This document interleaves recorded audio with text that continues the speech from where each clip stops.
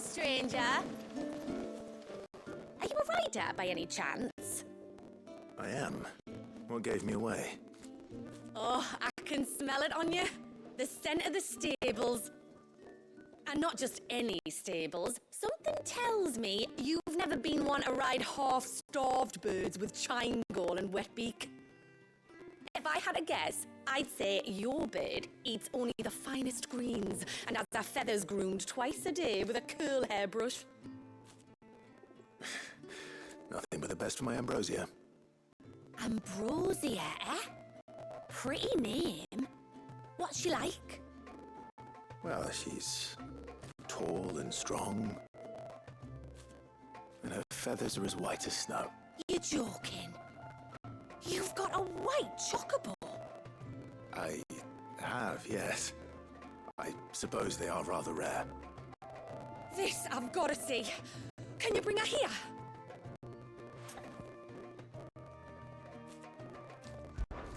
I would if I could, but I doubt Shula's skiff could hold her. Me dad's got a boat. And he's ferried chocobos before. You could get him to bring her. It'd be perfect timing and all. He's preparing for a trip beyond the wall as we speak. I'm sure he'd help you if you asked. It would. Well, I don't suppose it would hurt to have Ambrosia around. All right then. Where could I find your father?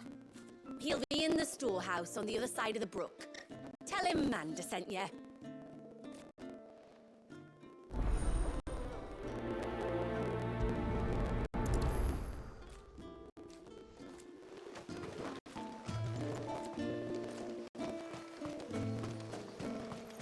Oh, I never should have let him go alone. Ty, take me, what am I gonna do? You've got to help me.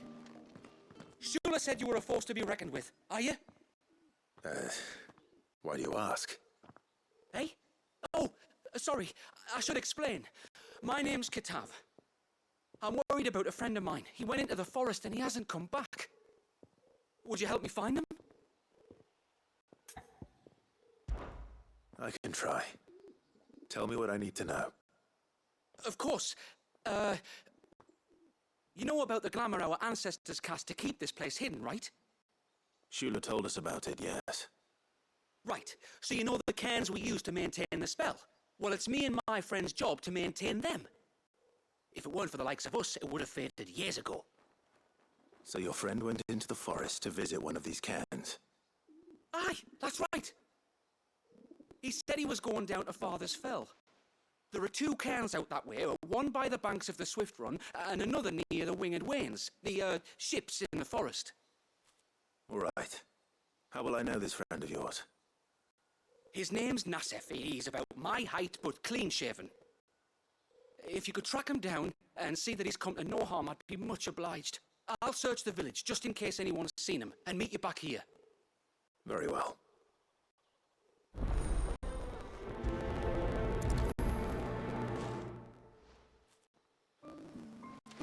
One cairn by the ships, another by the river. Better get moving. And what are you two drawing?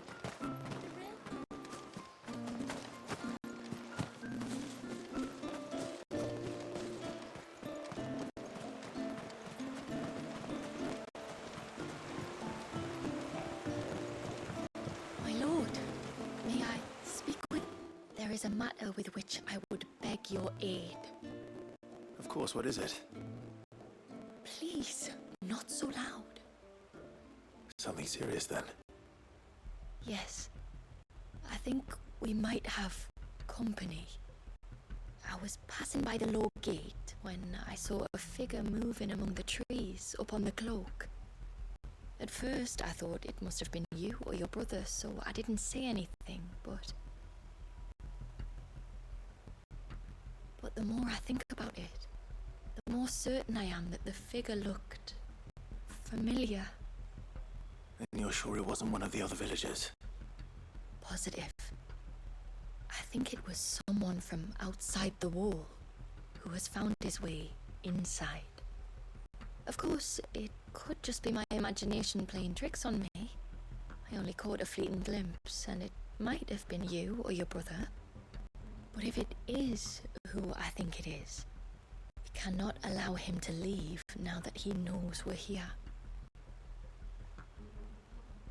Would you go and see? Oh, he won't try to hurt you, believe me. Given what lurks in the forest, the only one likely to get hurt is him. Very well. Whether the man you saw is who you believe him to be or not, we need to know. It may yet be someone else entirely. Someone who means your people, or my people, harm. Perhaps. Just promise me that if you do find someone up there... Don't worry. I won't draw my sword unless I need to. Thank you. Ymilla, this man you saw, might he be the customer you told me of? I fear so. A customer? I'll explain later. Come on.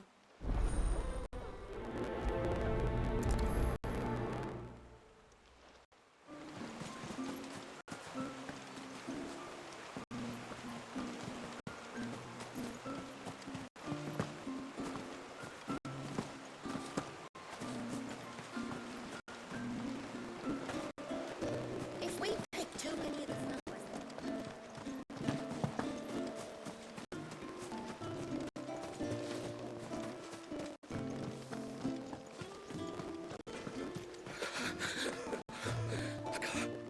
Just try to breathe. That's it.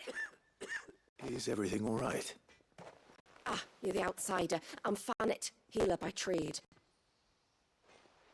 And this is Talor, one of my patients. He took ill not long after you arrived. Nothing too serious, I hope. I hope so too, But this affliction, it's like nothing I've ever seen before. He complains of feeling chilled to the bone, but there's no fever to go with it. And my most powerful antalgic hasn't done a thing to ease the pain in his chest. I'm starting to wonder if his condition might require a different kind of treatment altogether. Shula said that you were here to help us. You couldn't help me, could you? I'd be happy to. If I can. You can, don't worry. All I need you to do is speak to Talor's son, Pavat, over at the forge, and ask if he knows what his father was up to before he came down sick. Something must have caused this, and I want to find out what. The trouble is, Talor's too weak to speak, and I can't leave his side for long. So while you talk to Pavat, I'll pay his wife word a quick visit, just in case she knows anything. All right.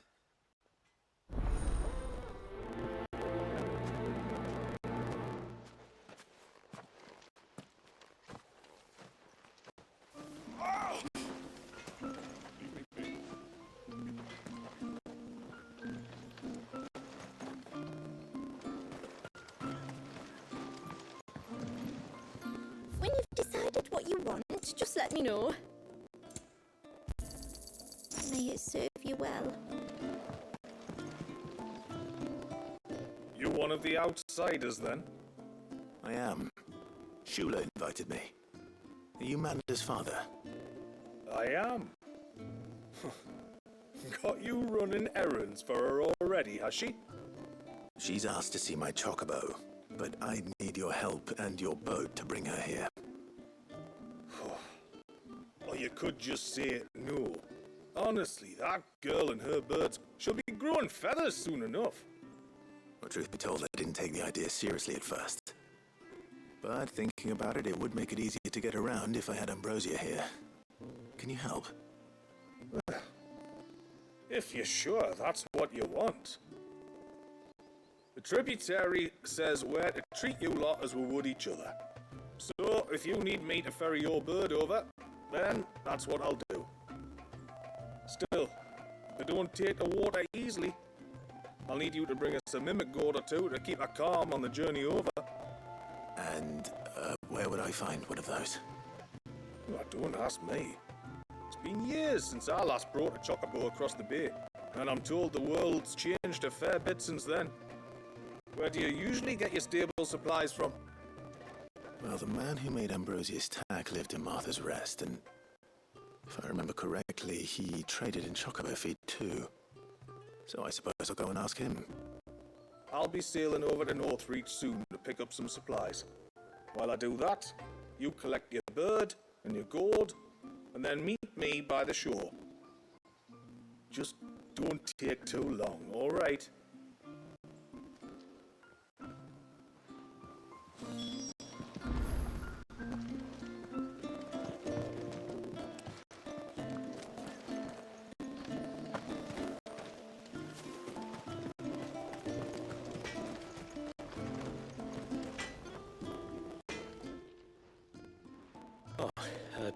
Do you need something? I do, though not from the forge. Fanet asked me to speak with you. She's looking into the cause of your father's illness and wondered if you could shed any light on the matter. I see. Sorry. She shouldn't have dragged you into this. It's no trouble, really. Tell me, did your father do anything out of the ordinary before he fell ill? Not that I know of. But then I hardly see him. He's always out and about, like. Well, at least he was. Suppose he might have been a bit more fidgety than usual, but apart from that... When you say out and about, where does he usually go? Just round the village.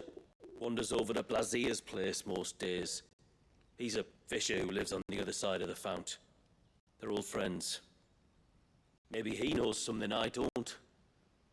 Maybe. I'll go and speak with him.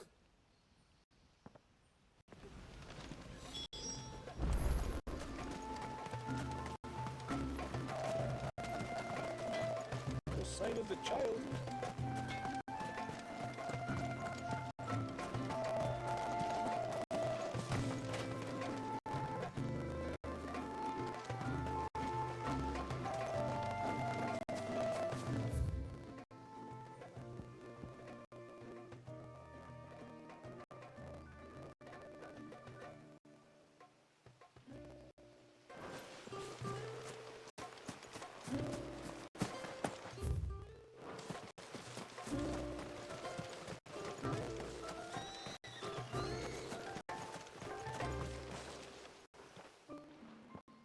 Greetings, stranger. What can I do for you? Your name is Blazier, is it not? Pavad tells me you're a friend of his father's, and that the two of you may have spent some time together prior to his illness. His illness? Talor's never been ill a day in his life. I don't know why he'd start now. Oh, Fanny doesn't know either. It was she who asked me to look into his recent behavior on the off chance it might explain how his condition arose. Oh, I suppose there was something that struck me as a bit odd. He kept asking about the woods. Did you see anything strange on your way back from the shore? Are you certain? Do you swear? That kind of thing. I didn't, of course. But he wouldn't let it go. It was like he was expecting something to happen. It was just a matter of when. Not that I know what, but he never told me anyway. Well, that certainly does sound unusual. And it might just be what Fanet is looking for. Thank you. Don't mention it. Oh, and when you say Talor, wish him the best from me, yeah? Let's see what the healer makes of this.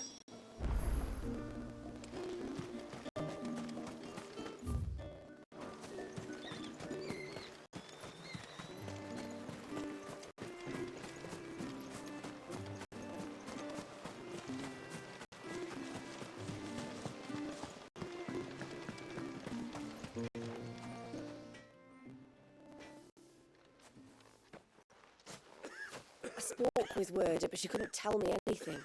Did you have any better luck? Nothing conclusive. But there was one thing. Blazier, the fisherman, told me that Talor had taken a sudden interest in the forest of late. He kept asking him if he'd seen anything unusual there on his way back from the coast. but never let on what exactly he was expecting him to have seen. The forest between here and the coast. Surely not. But then... I can't say for sure. But I think Talor's illness might have some connection to the Tomberries. You may have encountered them during your time here. The small, scaly beastmen. And you think they may have caused Talor's illness? I do. At least in a way, and if I'm right, it's no wonder the treatments I've been trying didn't work. Oh, I know it's a lot to ask, but would you go down into Father's Fell for me? There's an altar there, and if my fears are true, an offering upon it. What is going on here? Please, I'll explain everything when you return, but time flows fast. I beg you, make haste for Father's Fell and take the offering from the altar. Talor's life may depend on it. Very well.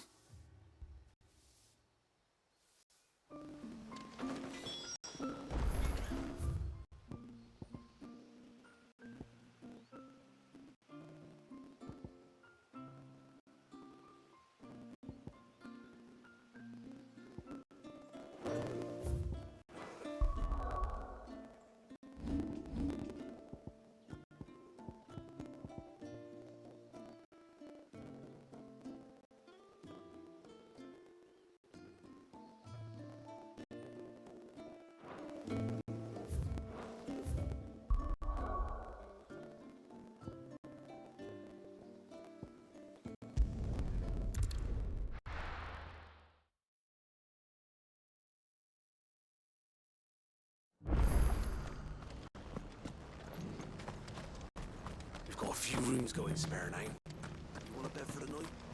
Speak to Martha. I remember you. You're the one who saved Whiteheart. How's the old girl doing? She's very well. Thank you. Oh, don't thank me. You're the one who saved her. Anyway, what brings you to the rest today? I was hoping to purchase a Mimit gourd. And I thought you might be able to tell me where I could find one. Oh, reckon I could do better than that. Just so happens, I've got a whole carload of the blasted things. Not a buyer in sight. Really? Aye, you'd be doing me a favor taking a few off my hands before they turn to mush. But just be on the lookout for wild birds, eh? Don't want them chasing after you like they did me. I will. And thank you. Oh, you're very welcome. Any friend of Whiteheart is a friend of mine. And in times like these, friends have got to stick together. We certainly do. Northwich, then. Wouldn't want to keep Anders' father waiting.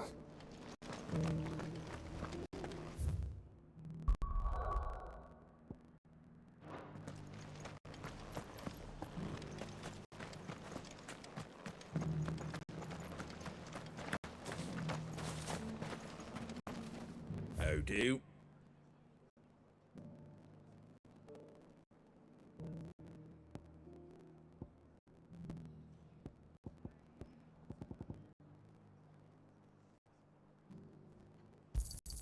Thanks very much. Much obliged.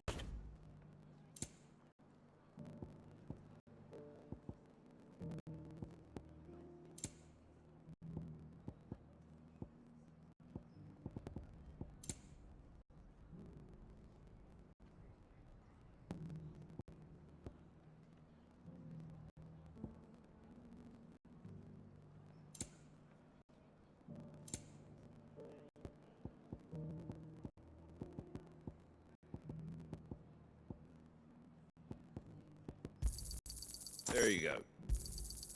Much obliged. There you go. Thanks very much. There you go. Much obliged. There you go. Much obliged. There you go. Thanks very much. There you go.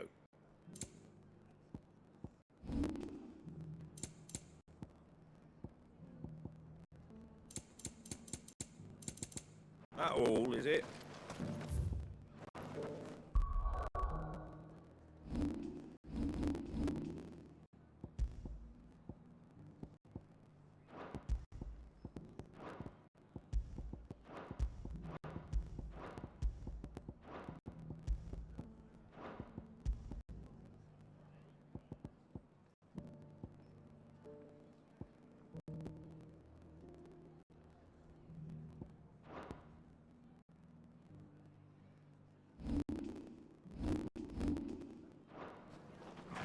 Just because the heavens have gone to wreck and ruin, it don't mean we have to.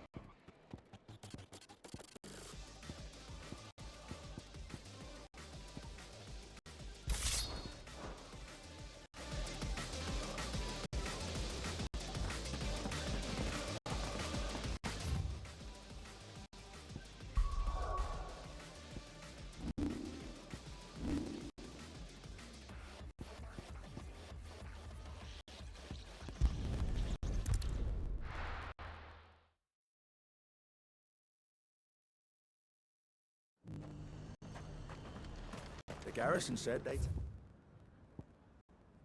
take another 100 of me pitch pots. Those whites will think. Welcome, welcome.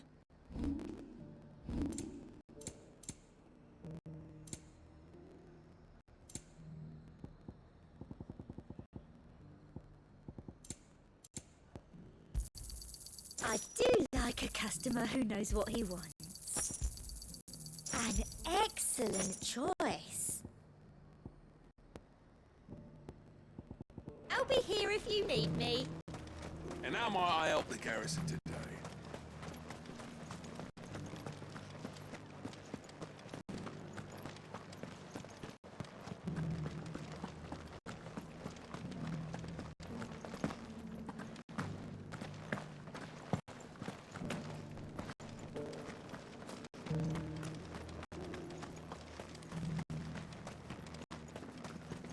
Those things didn't fight like men.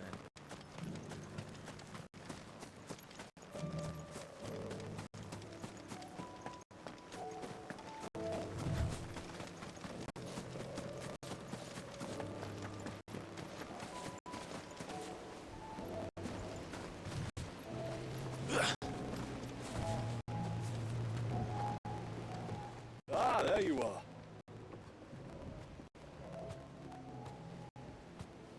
And this must be Ambrosia, was it? Oh, she's a real beauty, isn't she?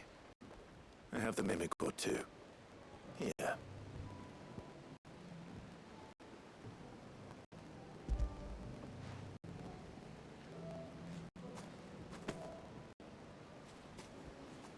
Thank you kindly. Soon as she's gobbled this up, we'll set sail. We're going to take a little trip across the bay now, Ambrosia. Don't worry. You'll be all right.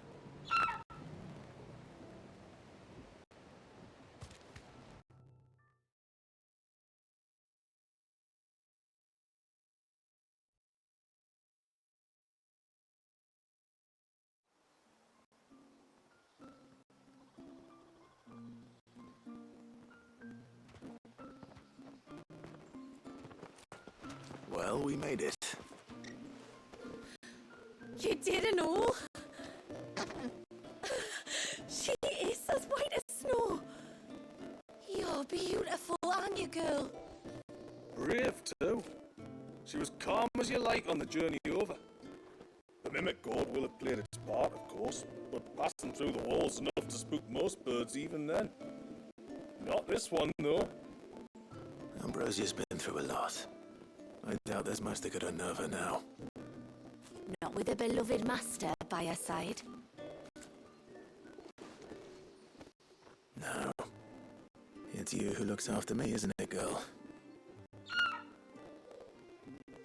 Anyway, thanks for bringing her here. Hope I can breed a bird like her someday. And if you and Ambrosia need ferrying back to Northreach, you only need say the word. Thank you. But I think we might explore Mysidia together. What do you say, Ambrosia?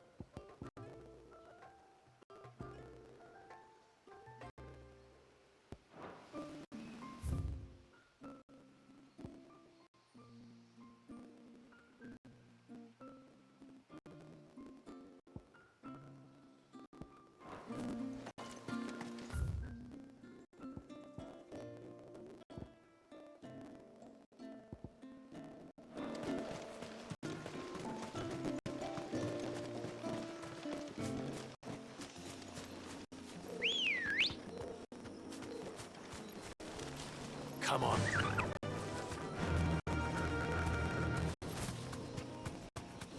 Before we turned east at the shipwrecks to reach the coast. Now we must head in the opposite direction. Left it is then.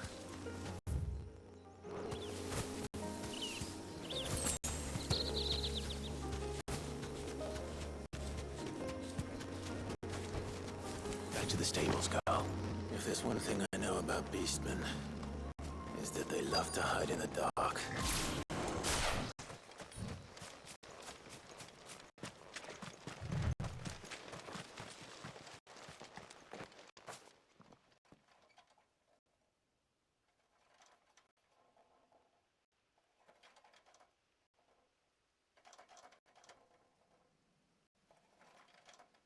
What are they up to? Some sort of ritual.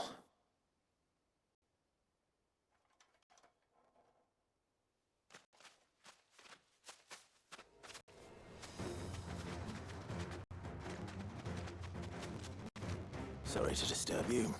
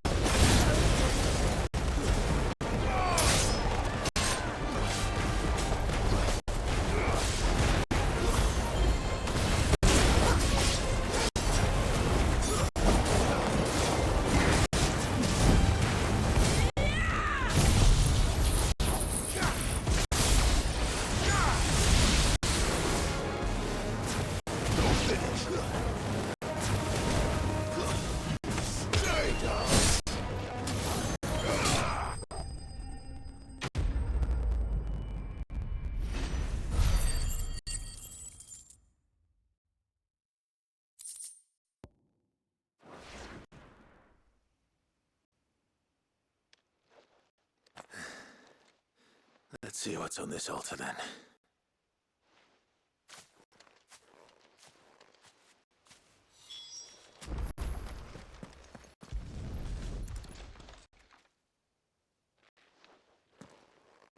A silver chain. I doubt the Tomberries made it. This must be what Fennec was talking about.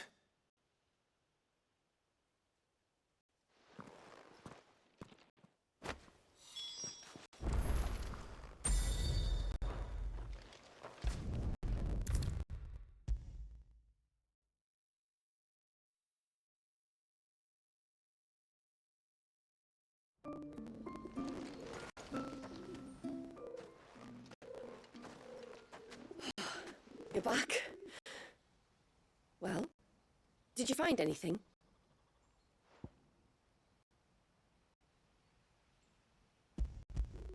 I did. This silver chain. I knew it. Well, I'm still none the wiser. Forgive me. This chain. It's a Gregorian Paternoster. Worn by men of the faith. What's it doing here? And why would the Tomberries be praying to it? To understand that, you need to understand what the Tomberries are. They feed on hatred and suffering. And some say that if you render them an offering, some token of grievance against your fellow man, they will put a curse upon him. So you think someone's put a Tomberry curse on Talor? I can't say for sure. Truth be told, I always assumed it was an old wives' tale. But given his fear of the forest and the presence of the chain on the altar, I don't know what else to think. Does Talor have any enemies in the village? Anyone who would nurse such a grudge? No, I believe the one who left the chain at the altar was Talor himself. I beg your pardon? But there's more to the tale, you see. It's said that if you attempt to curse a soul that has returned to the sea already, your ire has nowhere to go but back to its source. You're saying he cursed himself? In trying to curse another, aye. When my father was younger, he was one of the few permitted to venture beyond the wall on trading expeditions. He told us that when he journeyed to Sanbreque, he'd wear that chain to disguise his true beliefs, lest Griega's faithful turn their cudgels on him. Did they ever catch him in his deception? Might that explain the ill will he bears someone? Not that he ever told me. Come now, let's not waste time speculating about Talor's past. We need to focus on the present, and that means finding a way to break the curse. All right. If there's anything I can do to help, let me know. Thank you. I shall. Aye, and thanks for going to all this trouble. Here, it's not much, but I want you to have this. We call it an adder stone. It's a gatherer's charm. Reacts to certain rare minerals we use in crafting. Makes them ring out like a bell. Stuff you'd have no chance of spotting otherwise. If you find anything, see that you bring it back to me. I can make you some decent gear with it. If you're interested, like. I am, thank you. And I'll be sure to pay you a visit. Until then, I wish your father a swift recovery.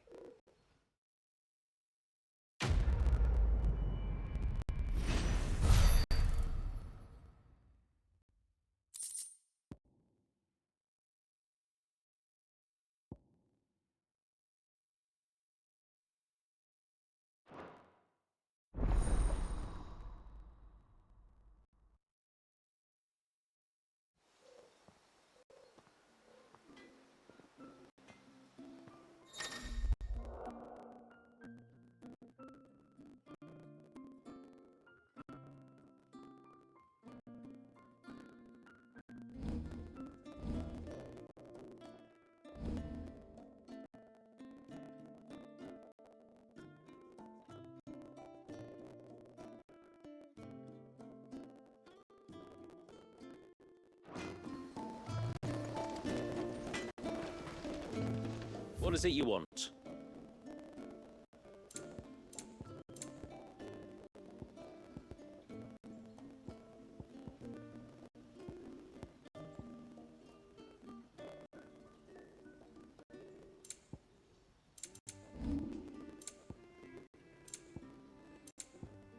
Till next time, then.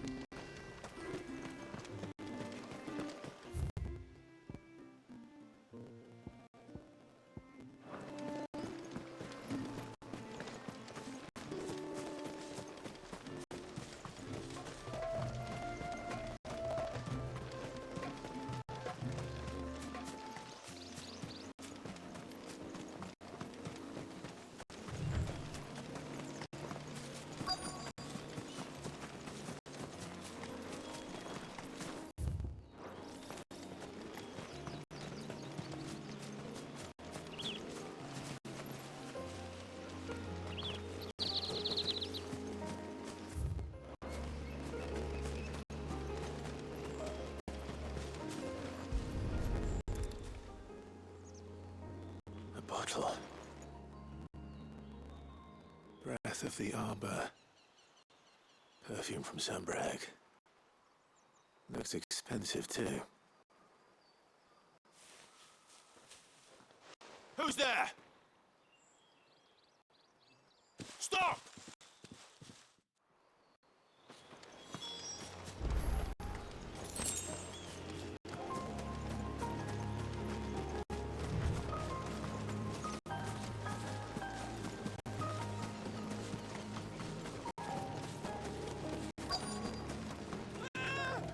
No! No! Hang on! I'm coming!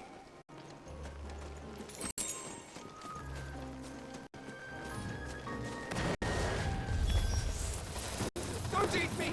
I'll give you gut rot, I swear!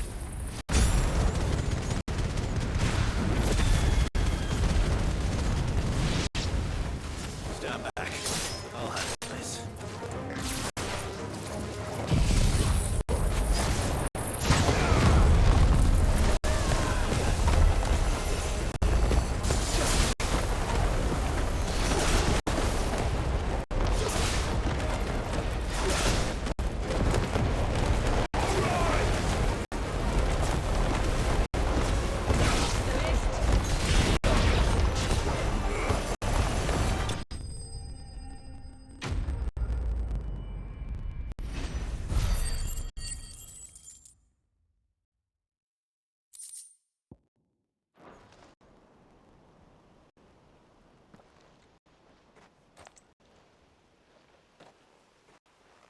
Are you all right? I'm more than all right. I'm saved! Oh, I could kiss you! Maybe you should introduce yourself first. Hervey! I knew it was you! What are you doing here? I came to see you. Oh, my little canary, it's been so long. Thank you for saving him and sparing him. Who is he? Hervey, one of many clients from my employment beyond the wall. One of many clients? We spoke every night of our plans together. Whispered songs of love into each other's ears. And then you upped and vanished without so much as a word. I left you a note, didn't I? I told you I was sorry, but that we could never be together. That I could never abandon my family. And I told you not to look for me. How did you even find this place, anyway? The flame of your love was as a beacon in the night that guided me to you. Hervey.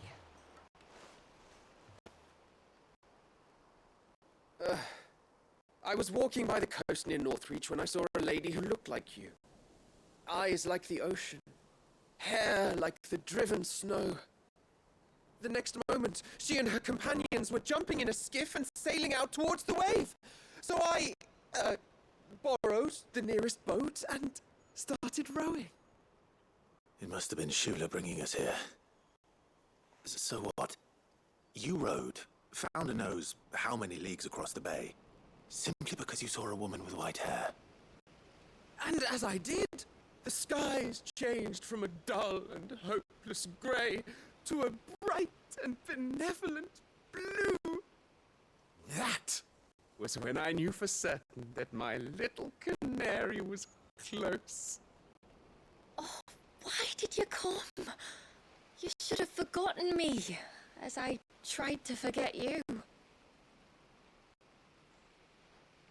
I cannot leave my people, Hervé. And now that you know about this place, neither can you. We must return to Haven and accept my family's judgment. I'm to meet your family. Oh, my little canary.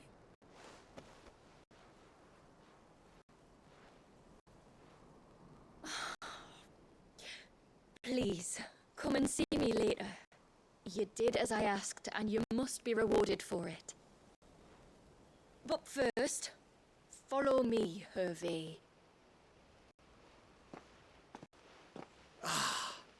To the end of the world and beyond.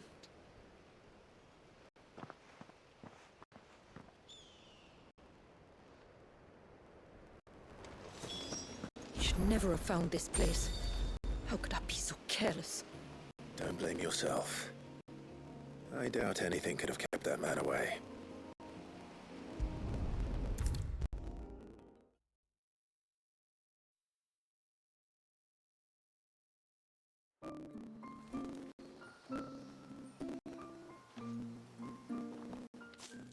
Forgive me. There's nothing to forgive. You two met at the Vale, I take it. When I worked there, yes. To earn the coin that my people need to survive. Though Mysidia is our sanctuary, there are certain necessities that it cannot provide. And for that reason, some of us seek employment beyond the wall. Yet few are the opportunities for followers of a strange faith in a strange land. And so you supported your family as best you could? I did. And I have never regretted it for a moment.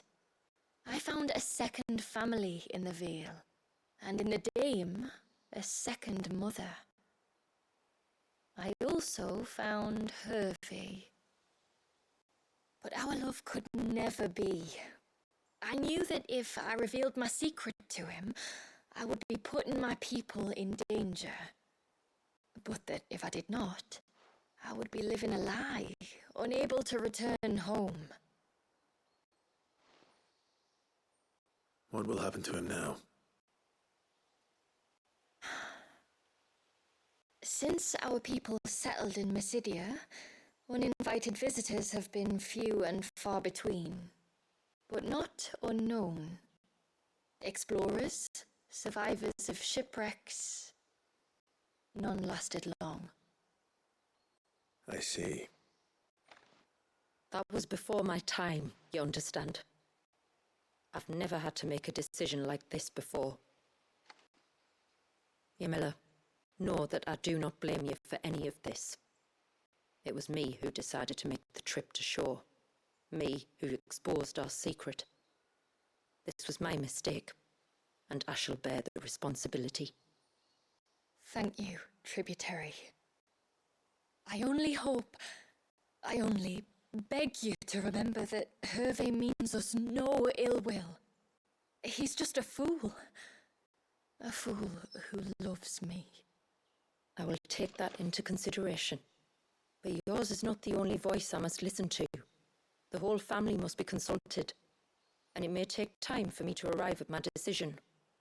I hope you understand. Of course, tributary. However long it takes. Come what may, I thank you, my lord, for bringing us back together.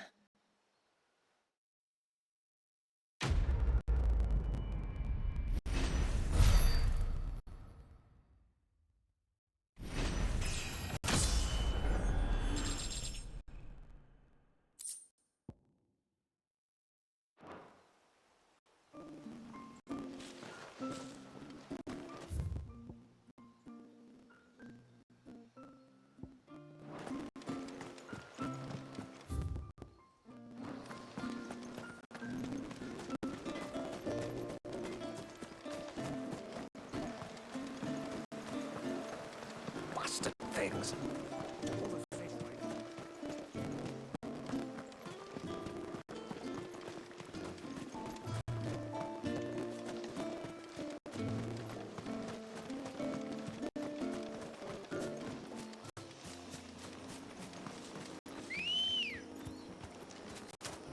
Good girl.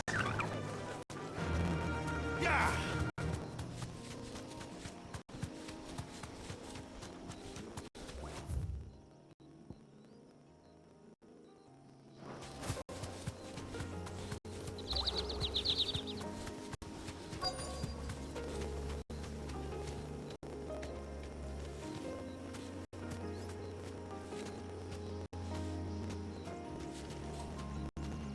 Straight home now.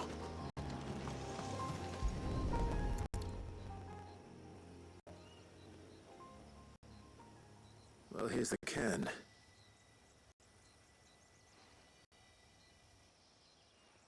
But no sign of Nasef. To the riverbank, then.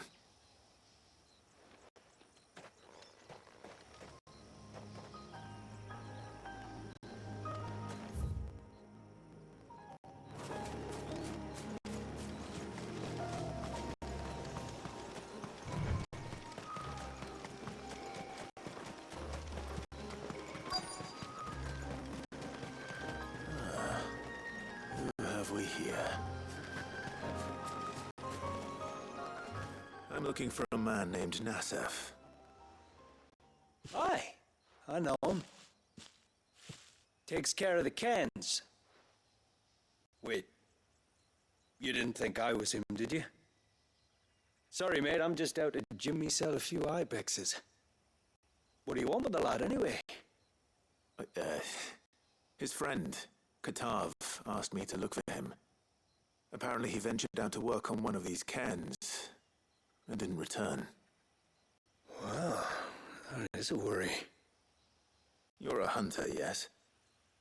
You must know the woods as well as anyone. Can you think where he might have gone? There's a bridge further down the path. Blasted thing got washed away a few moons back.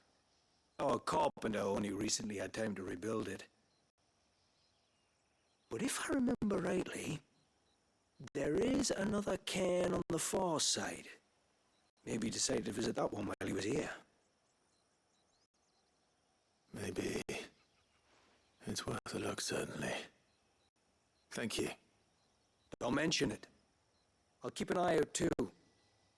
Perhaps he just got delayed or something. Let's hope so.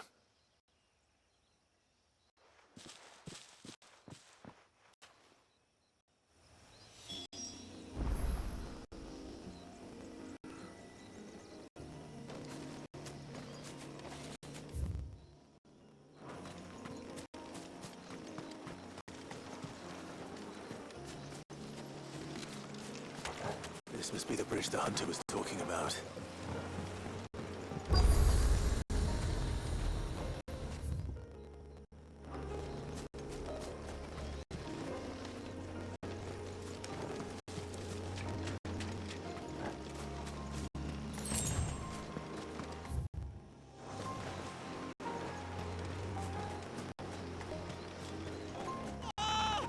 Stay away, damn you! Hold on!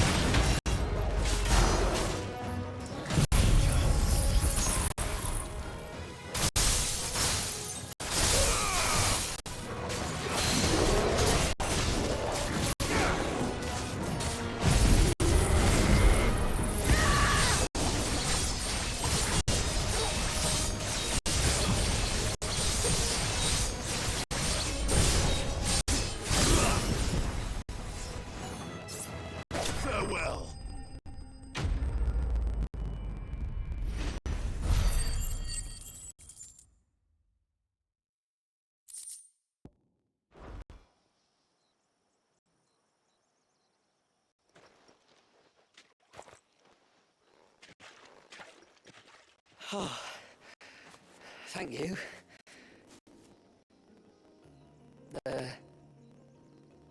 I'm the tributary's guest. And you must be Nassef. I am? But how do you know that? Your friend Katav asked me to look for you when you didn't return. I'm sorry. I was so focused on attuning the cairn I didn't see those creatures coming till it was too late. How exactly do they work? Oh, there are crystals inside. They're what keeps the glamour going. Should the ether cease to flow through too many of them, our shroud would quickly unravel. It's my job to make sure that doesn't happen.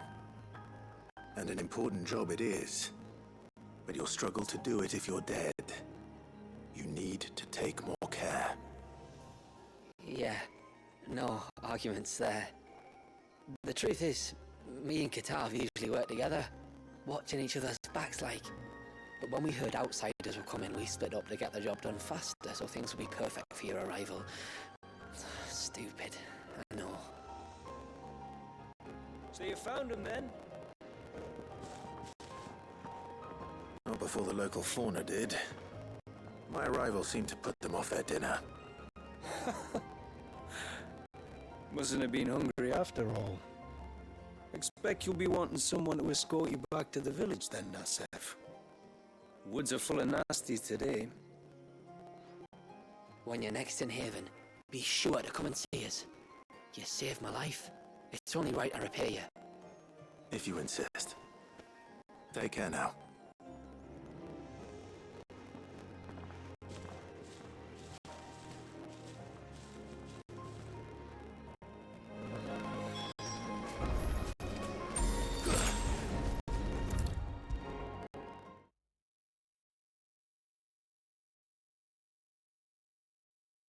I thought I'd lost you, but you saw to it that I... Thank you. Nassef told me everything. If you hadn't got there when you did... Oh, it doesn't bear thinking about. All that matters is that you're safe. Far be it from me to tell you how to do your jobs, but don't go alone again.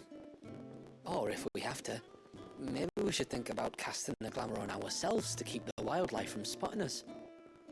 It'd take its toll, of course, but it'd beat letting the cairns fall and having to weave the entire spell from scratch. Imagine if we had to do that. I'd rather not. We'd only succeed in adding 2 new piles of stone to the collection. Your bearers. That we are, thank the tides. The others can't attune to the crystals in the cairns the same way we can. Reckon this place would be doomed without us. So, you do this work for the good of your people? Not because... We're forced to. No. From what I've heard of the way things work on the outside, we were truly blessed that our rain fell here in Mysidia. Our people are few enough as it is.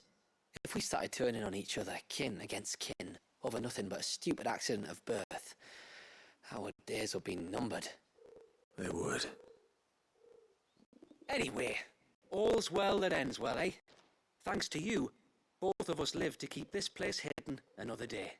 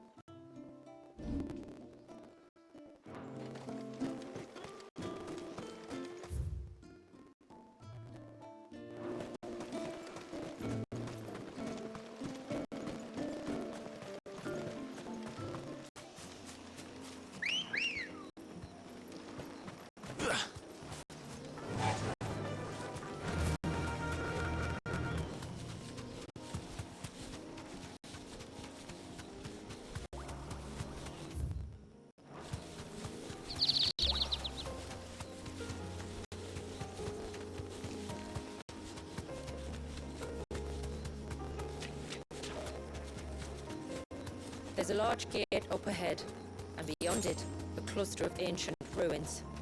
The temple, or the Heir of Hours as my people call it, can only be reached by passing through them. All right. The forest is crawling with life, most of it hungry, which is why we make sure this gate stays shut. Why you carry that impressive-looking axe, I presume? Noticed her, have you?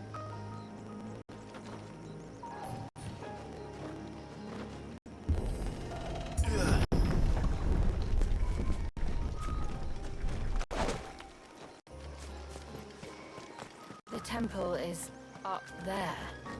Don't worry, those cliffs aren't the only way to the top. Let's go.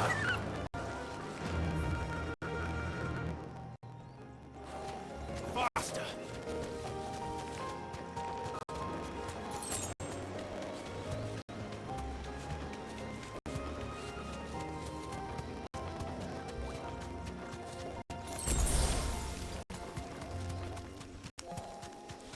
Are these the ruins?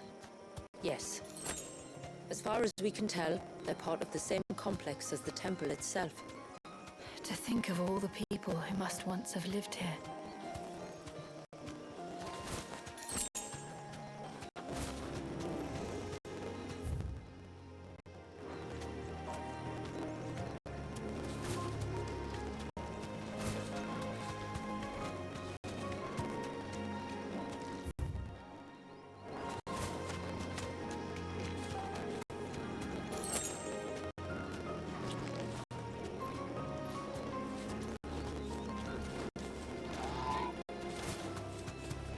These remind me of home. You're from the north, then? Yes.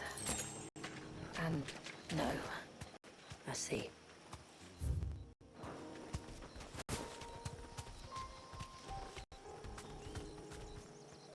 Be safe.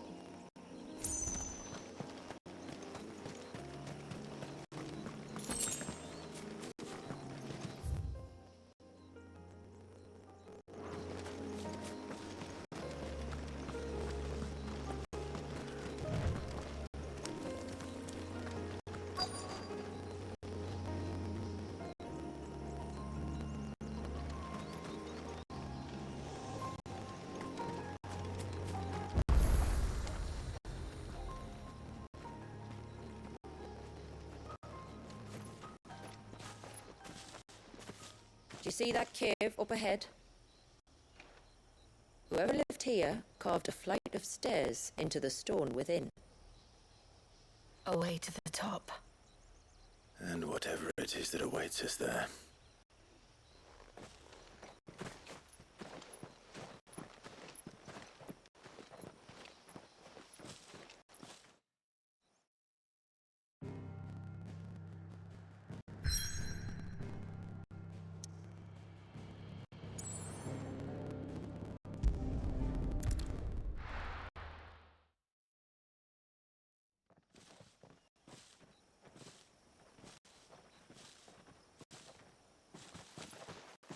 There. The temple the time forgot.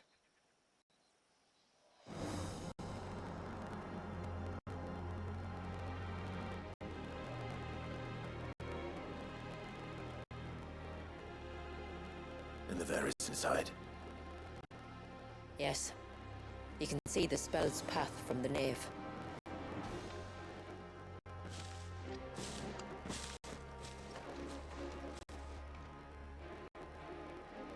What is it?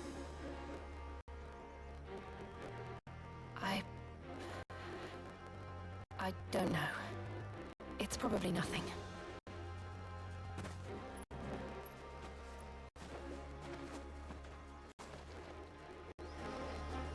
Forgive me, but why build the Vare here? The spell was originally meant to be cast on Drake's Eye, and this was the only place with an unbroken line of sight.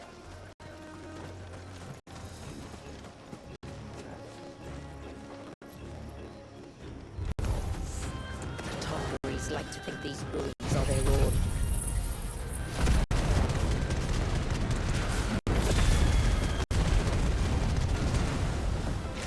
They look none too pleased to see us.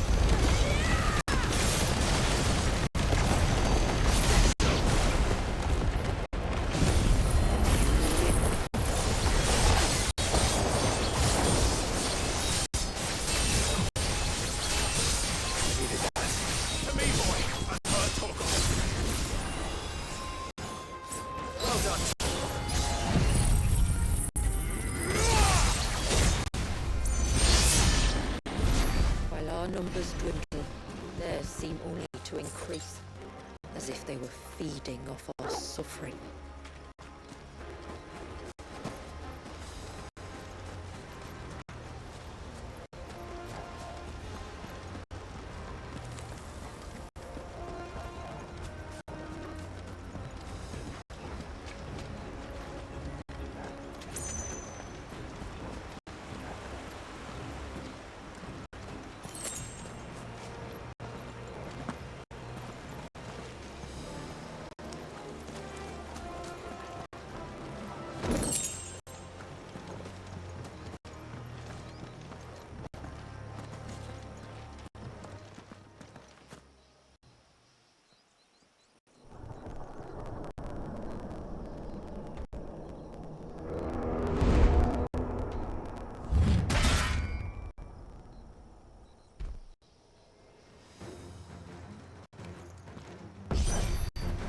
Could this be their leader?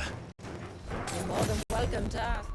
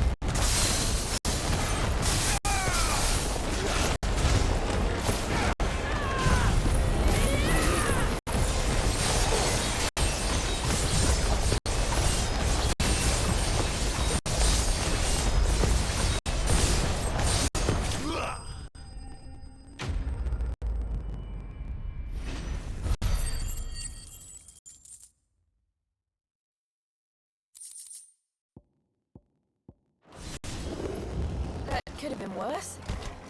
I suppose. Aye, well, if the forest's taught me anything, it's that there's always something worse.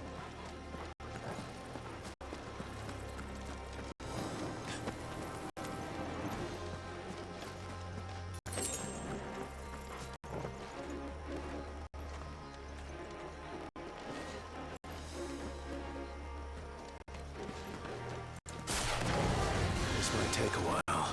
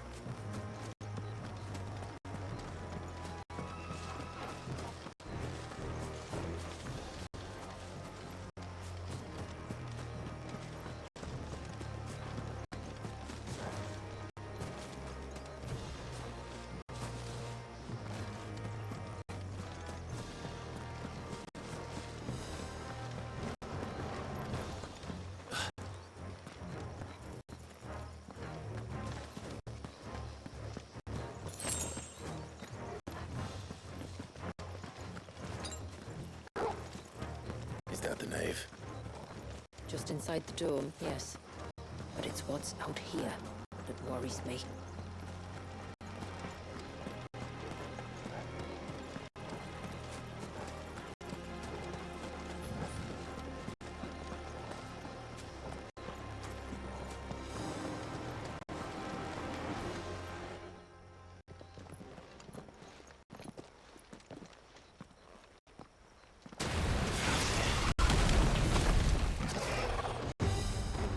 There I was thinking they'd all migrated south.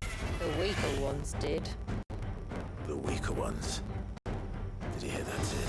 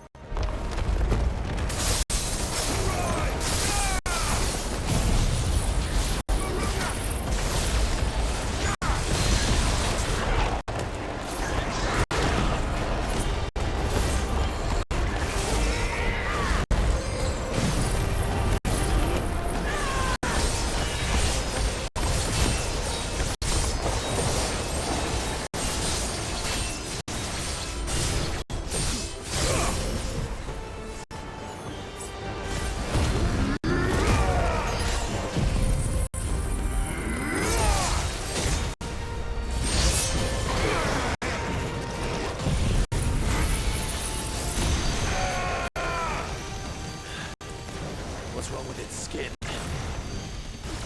You don't want to be around to find out. Get back.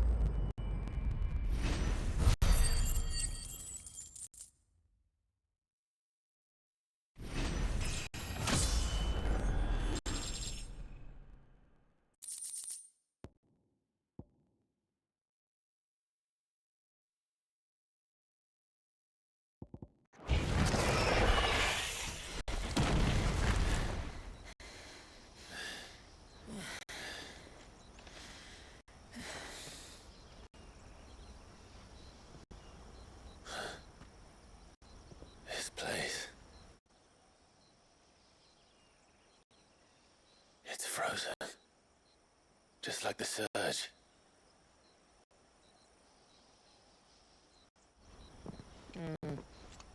Another of my ancestors' sins. Shall we?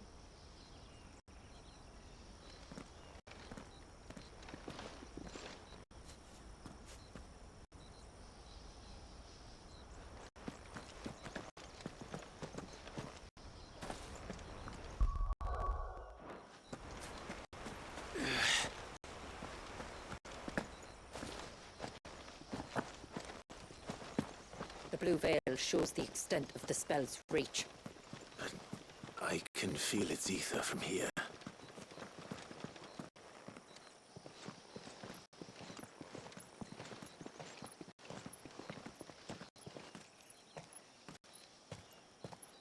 Shula, wait.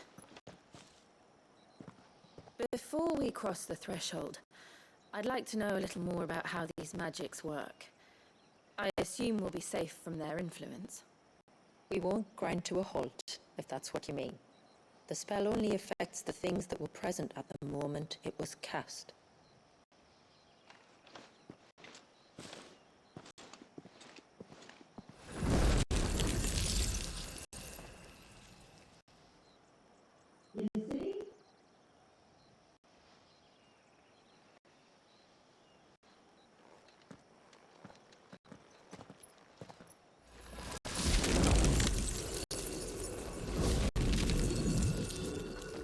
But if we can enter, that means other things can as well. Like the ones we saw on the way here. And worse, probably.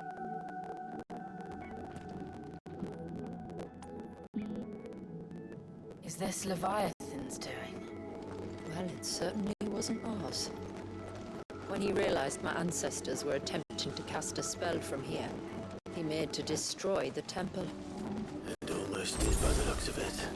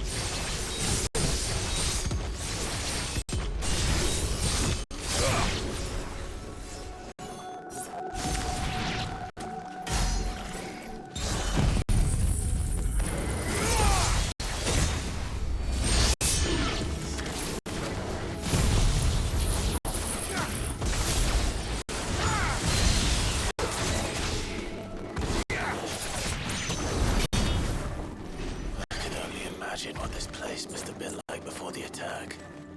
This would have been a hall of worship. There was something similar in my father's keep. The priests would deliver their sermons from the dais. Your father?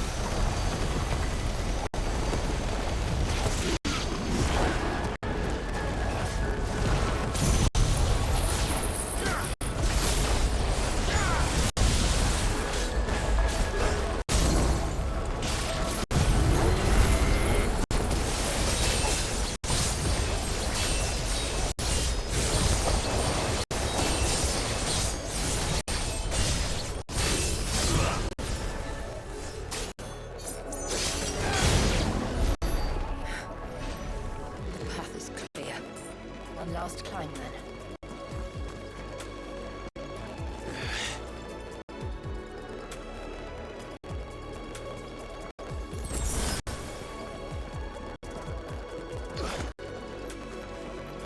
The fair.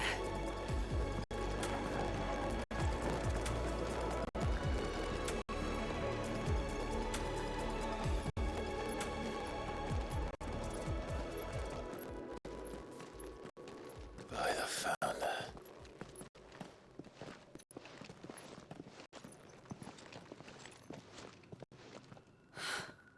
It's just as I thought. Jill, does this ether not feel somehow? Familiar, yes. I sensed it the moment we arrived, though I wasn't sure until now. You can feel it too, can't you, Clive? She's calling us. You don't mean the witch? I do.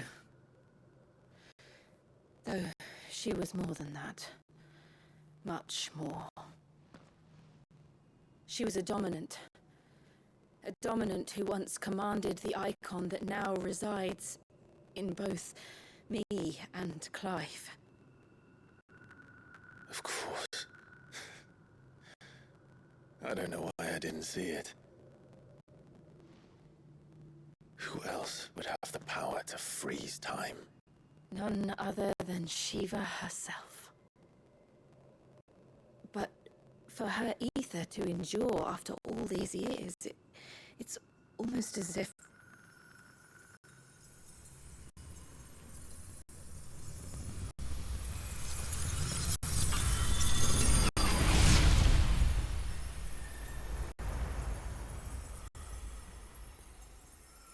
As if she shared it with another, just as Torgal shared in my ice.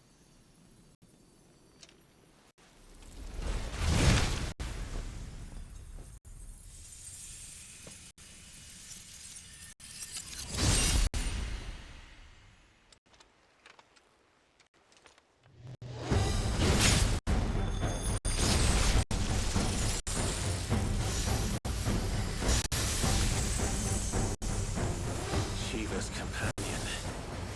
Though something tells me he's not as friendly as us.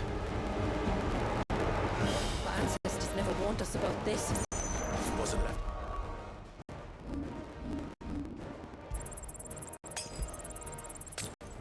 For them, I doubt they even knew it existed.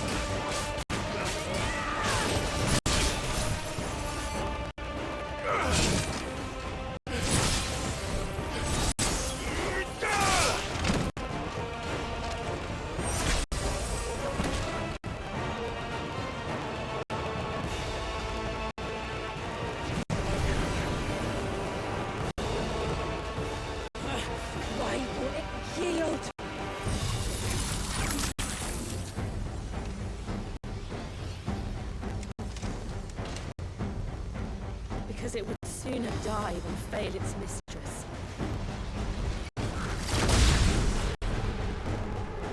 Then it leaves us no choice.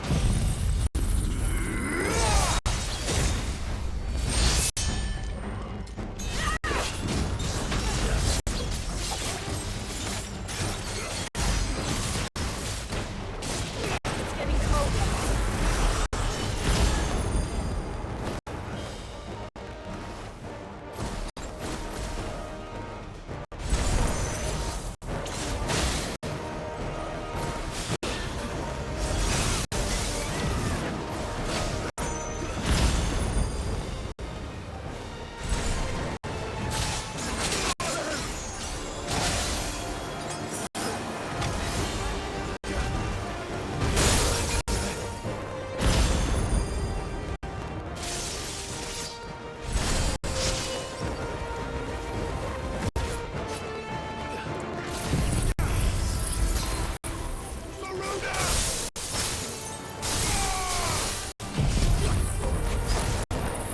getting angrier by the moment.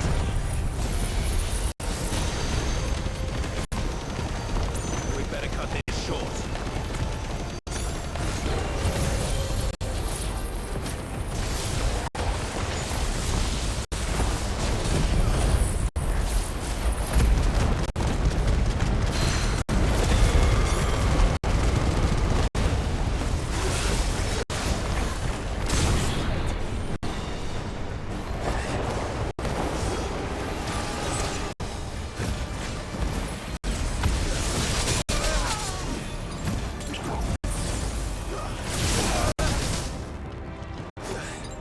That's already.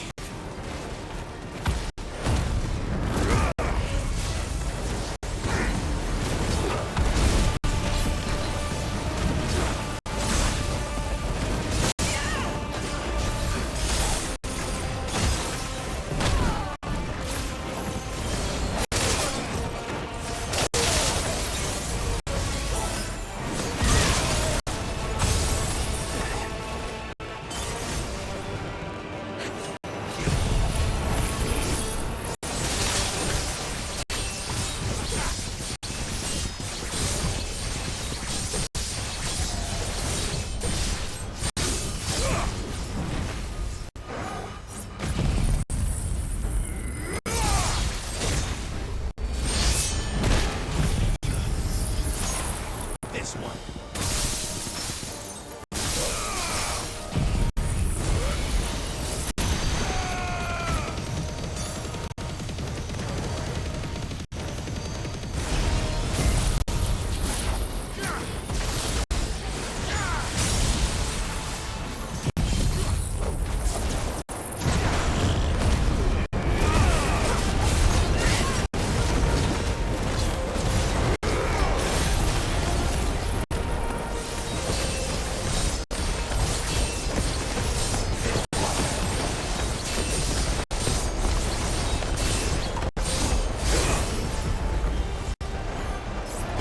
It's over.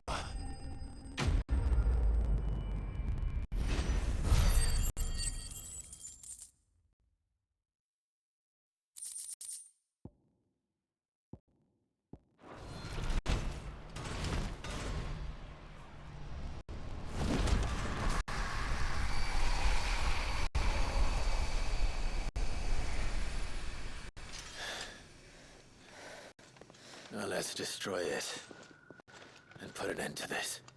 Wait. The spell must be weakened, not undone. Isn't that what we came here for? Did you ever stop to wonder what might happen to the tidal surge if I unraveled the whole spell at once? I didn't think so. This is going to require a bit more finesse. From wind and light, water and earth, let the silent palm of my ice.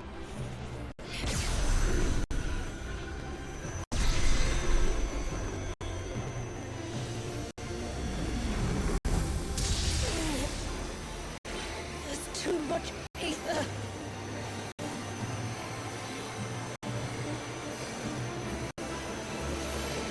Here. Let me help. Let us help.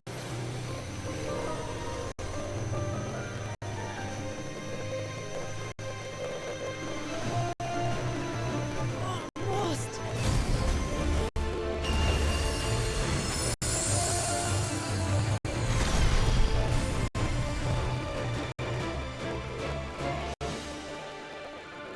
Did it work? I think so. The thread connecting this place to the child should be broken, meaning Walyas should finally be...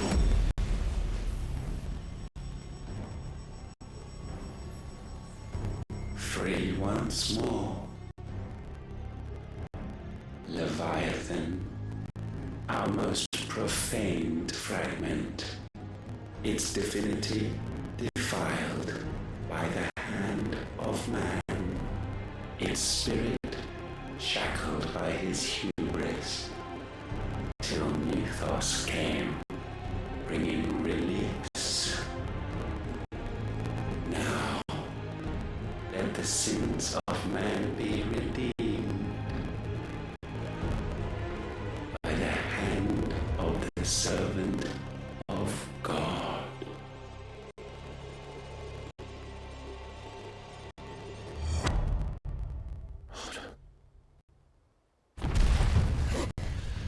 Damn it.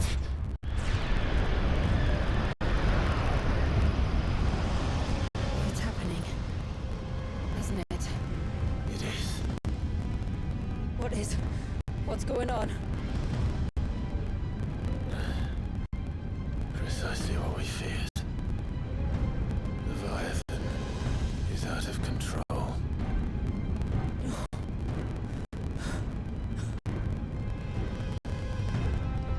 Don't despair. This isn't over yet. You should head back to the village and get everyone to higher ground. As for the rest,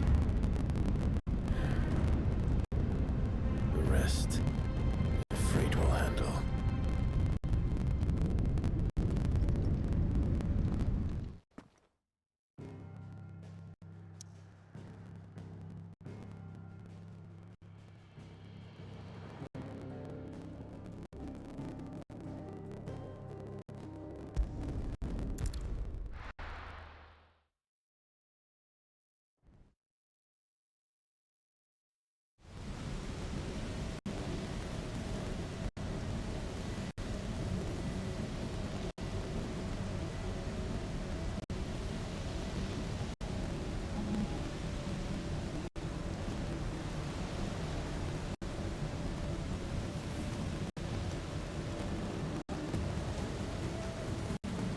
After 80 years of imprisonment, I'd be angry too.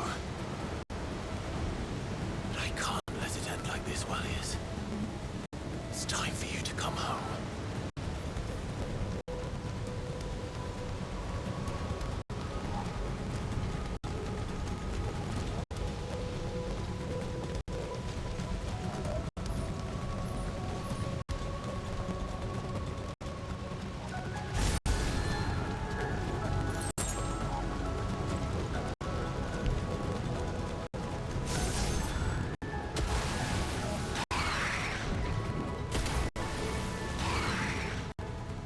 More of your playthings.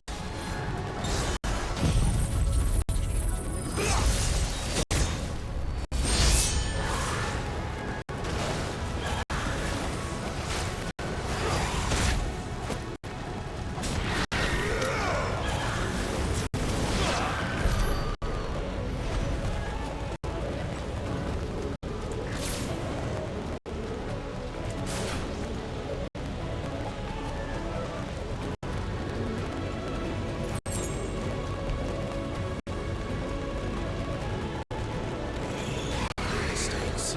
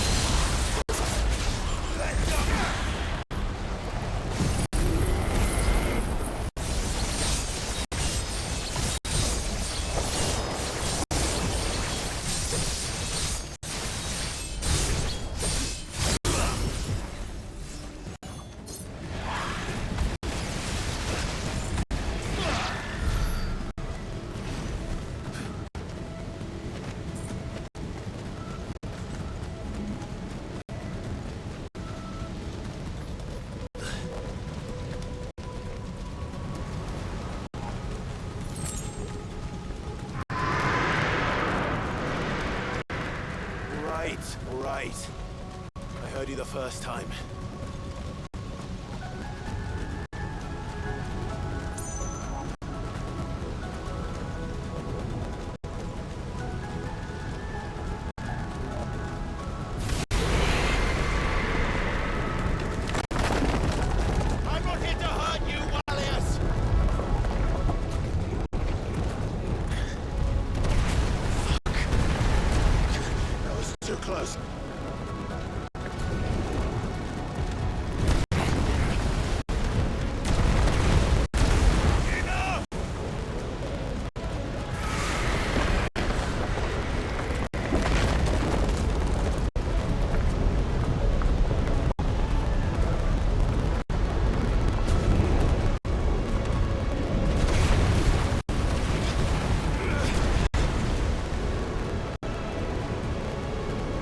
Come on then.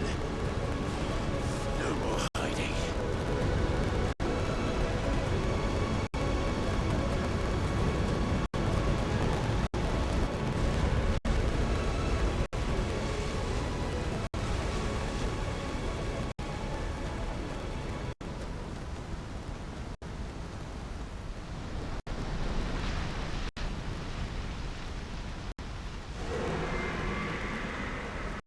Warriors!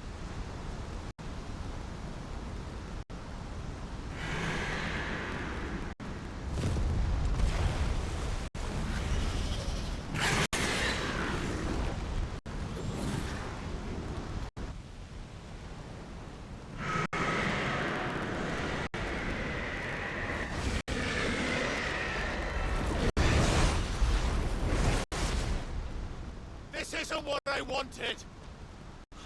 I only hope you can forgive me.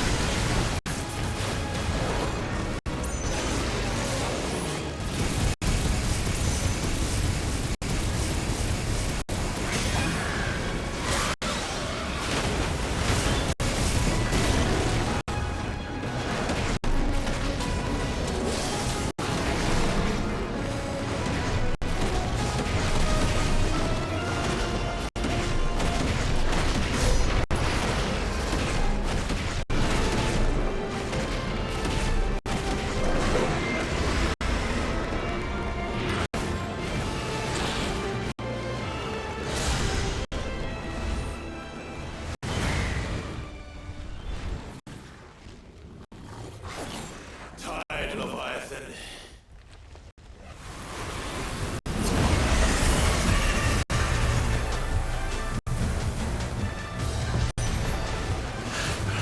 Stop this! I'm not here to play!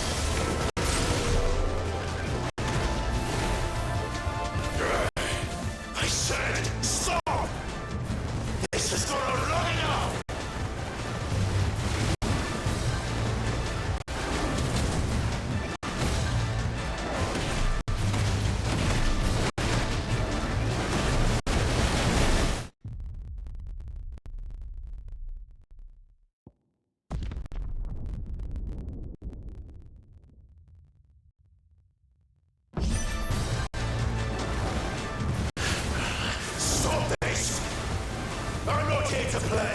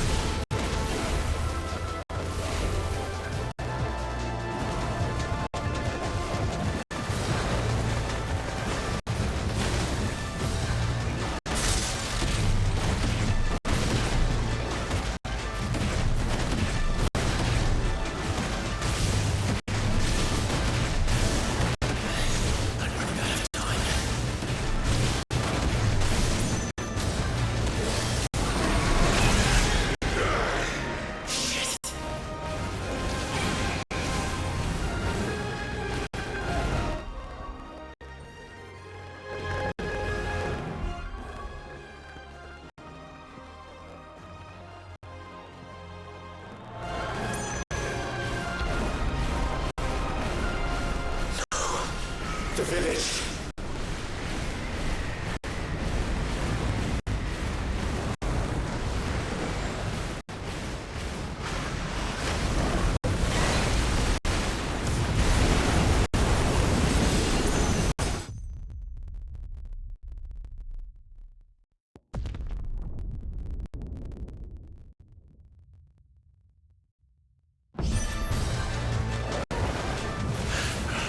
Stop this!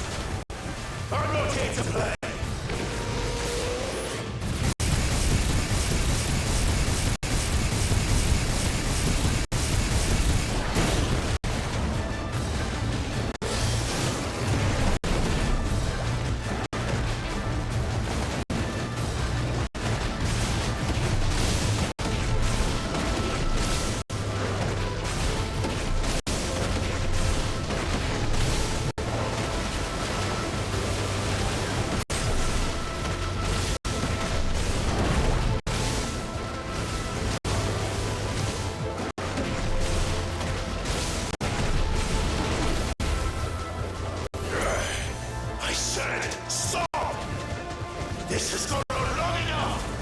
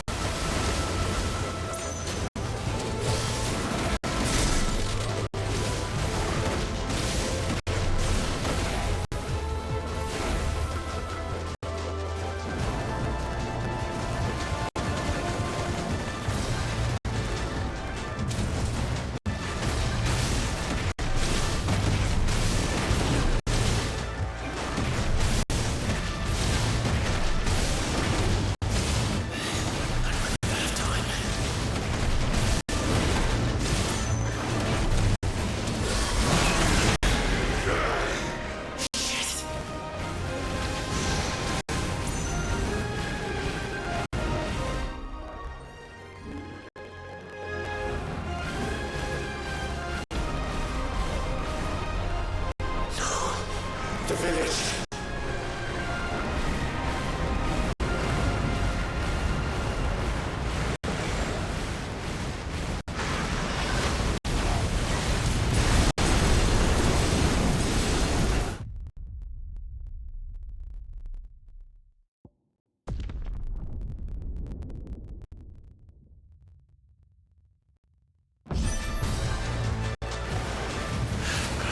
Stop this!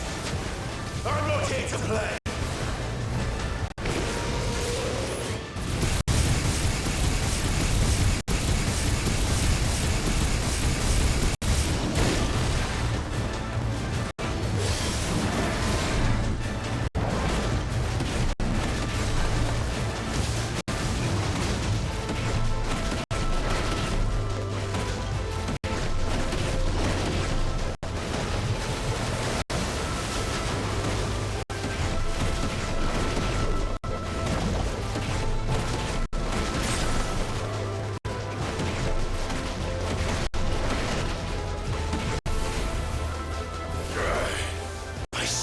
Stop!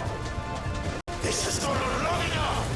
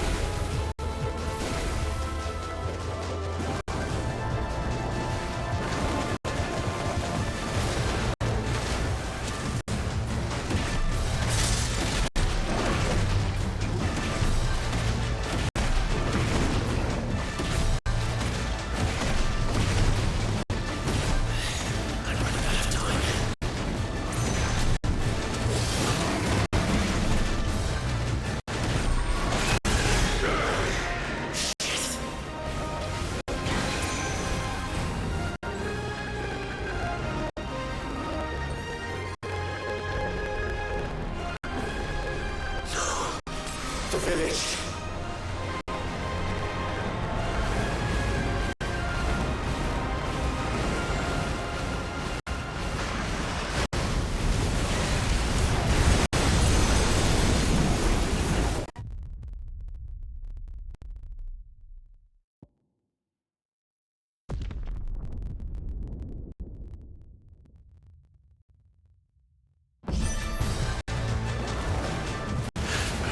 Stop this!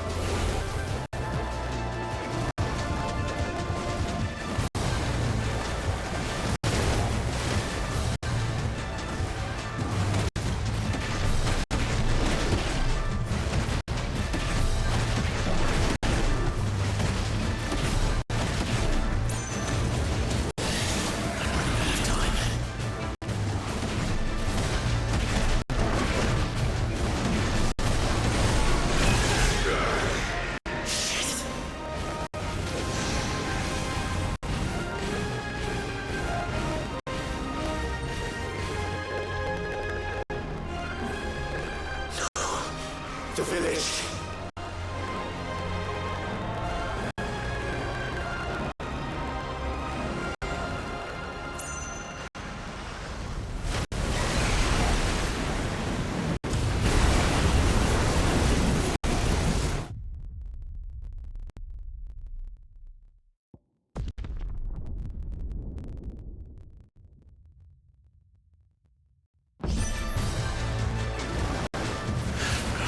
Stop this! I'm not here to play!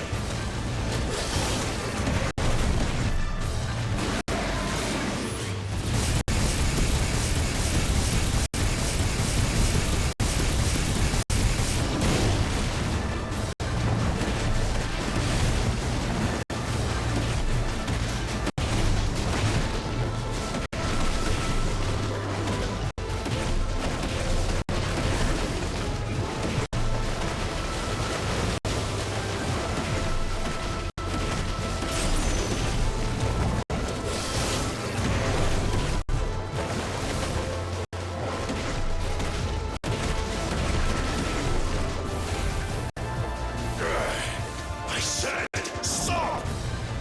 This has gone on long enough!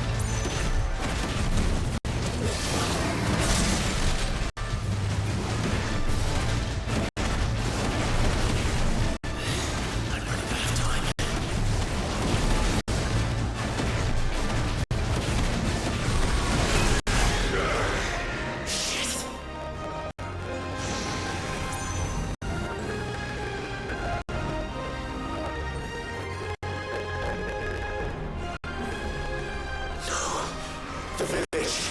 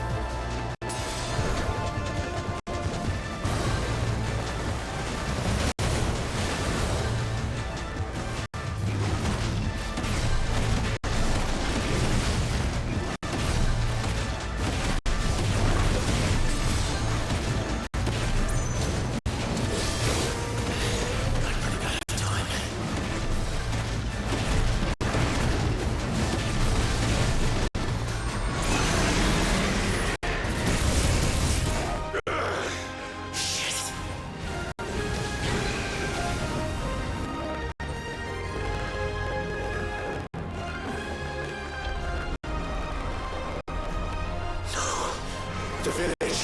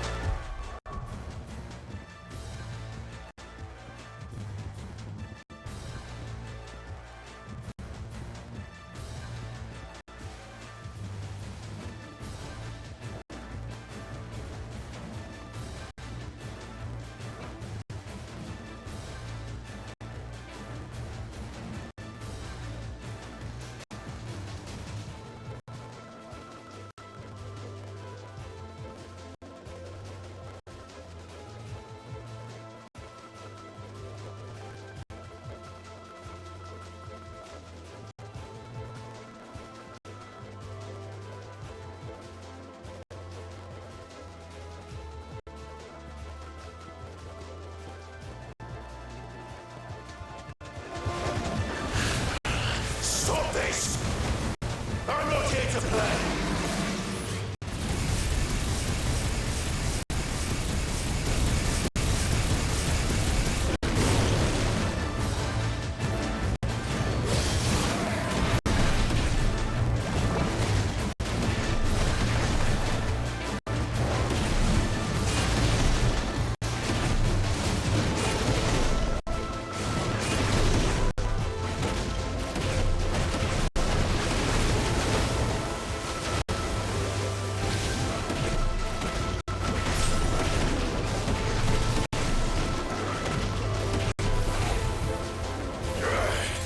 I said stop!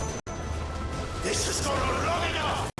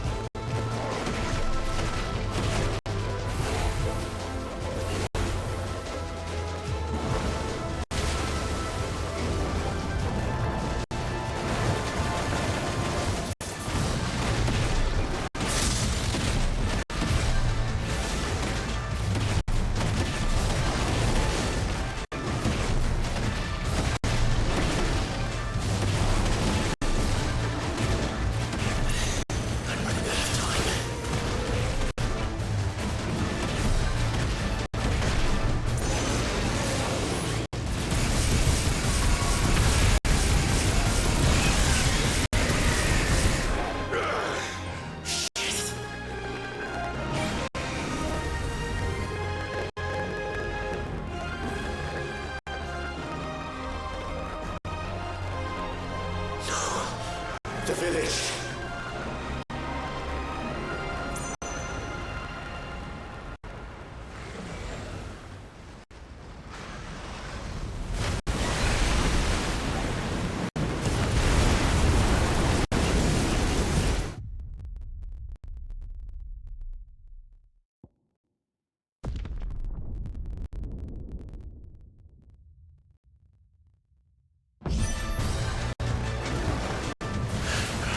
Stop this!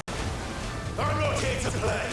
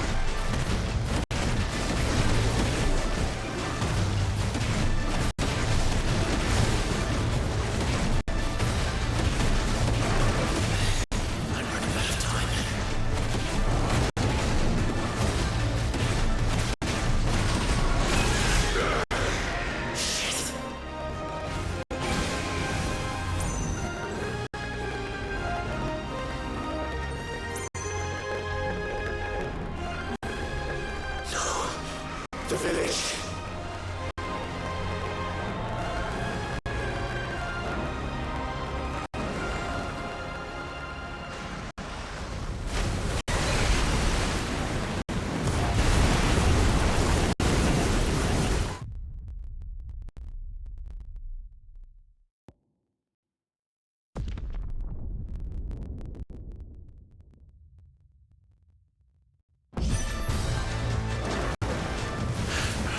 Stop this! I'm not here to play!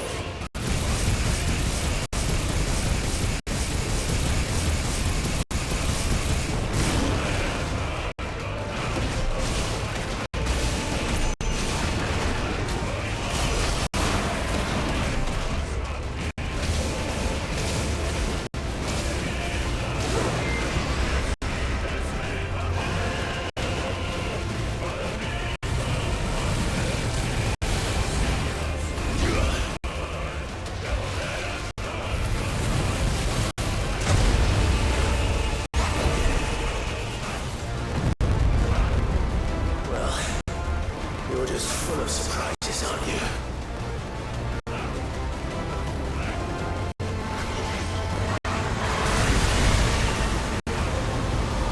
Garuda would be proud.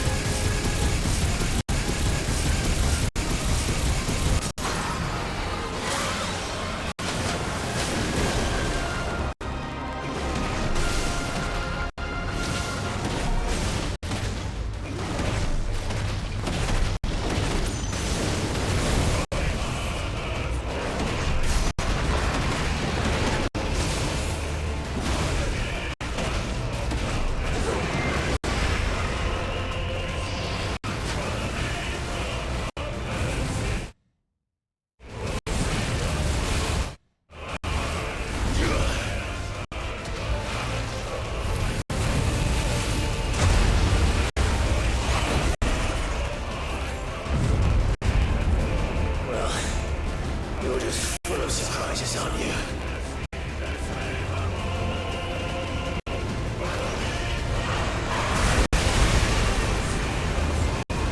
Garuda will be proud.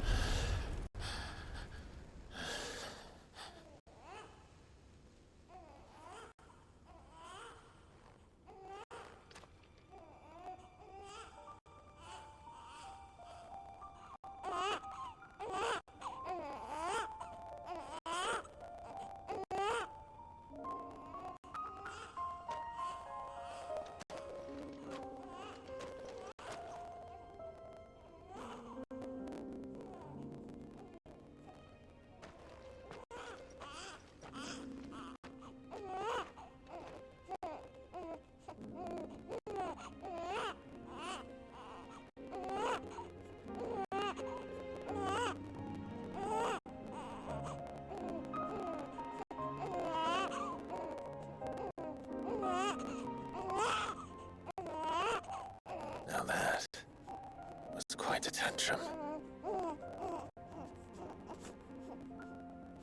Clive! Where is he?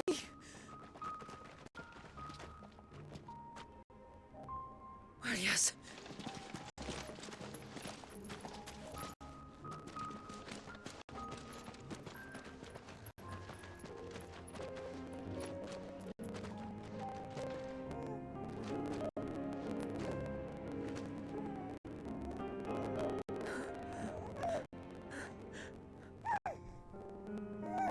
He's adorable. He is now. But did you see him a few moments ago? Clive, I don't know how to thank you.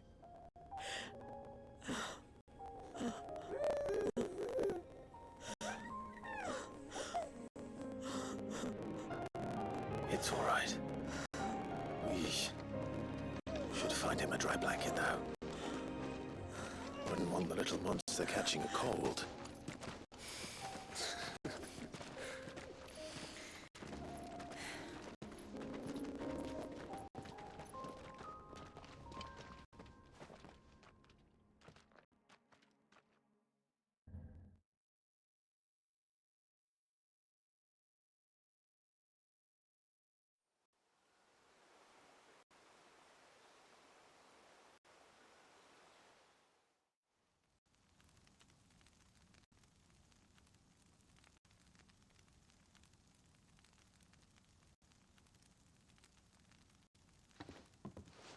There. He's finally asleep. The poor thing had a long day. That makes two of us. So, what happens now? Now? Now, we make things right. How? By providing Walyas what he was denied. A place to learn and grow. A family to love and protect him. So that one day, when the wounds in his heart and mind have finally healed, he might decide for himself how he'd like to live the rest of his life. But until then, I'll stay by his side, come what may. Then he's a lucky boy. And not only because he'll have the best warrior this side of the belt to teach him the battle axe. She'll do her best. Shula. The beast that threatened your home is tamed. The empire that threatened your people toppled. Might it not be time to cast off your ancestors' glamour and retake your place in the Twins? Perhaps. It's not as if we have the crystals to maintain the wall much longer. But are we truly safe? Is the world truly ready to accept us for who we are and what we believe? If I remember rightly, you and yours still choose to remain hidden, do you not? We do. Well, your people will always be welcome in Haven, regardless. As will yours in the hideaway. We're allies now. If there's anything you need from us, supplies, food, equipment, do not hesitate to ask. It's kind of you to offer. But we'll manage, just as we always have. Besides, I suspect you'll be needing everything at your disposal if you're going to save the world.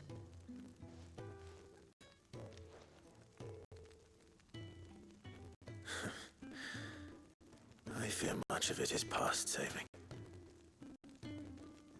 The best we can do is strive to turn what's left into a world where we can all live as equals. A noble endeavor. And there'll be a place in this world for us, will there? For Walyas. For everyone. I swear it. Then we shall be waiting. Until the tides bear you back to shore.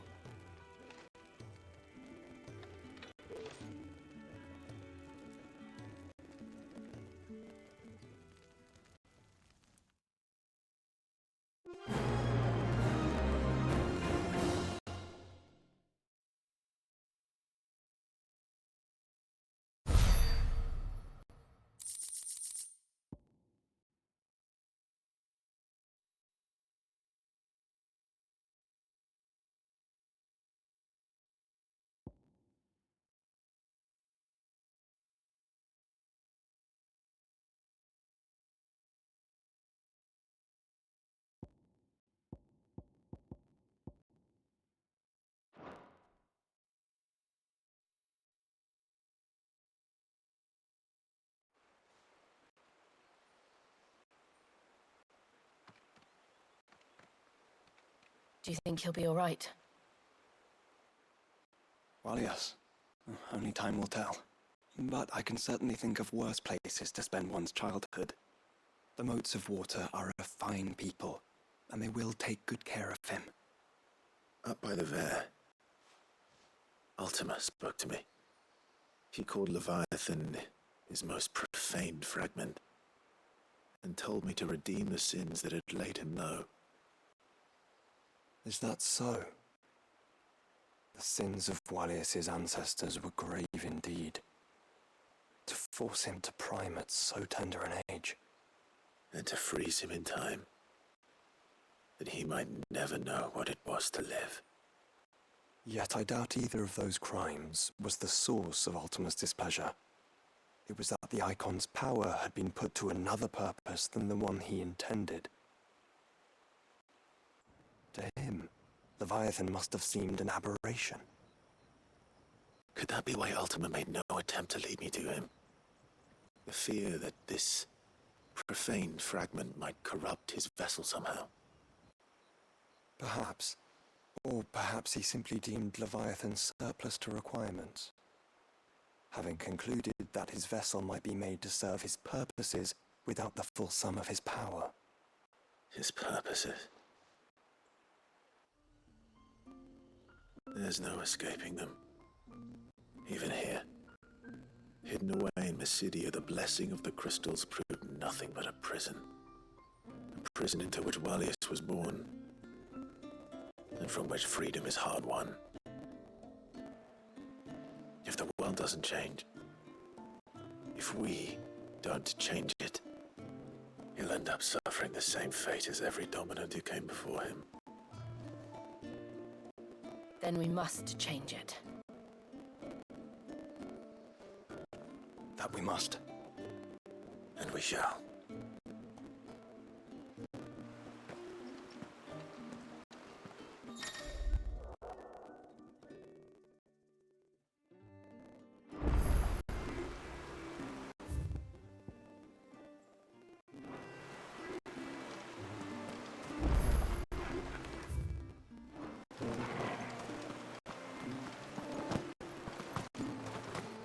It is good to have him back.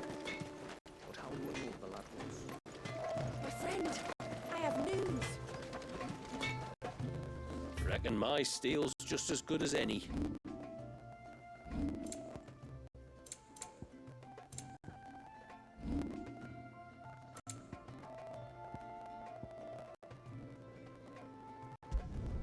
Will that do you? Done.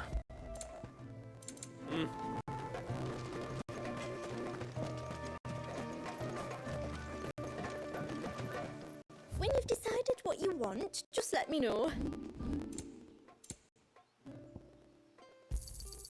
Here you are.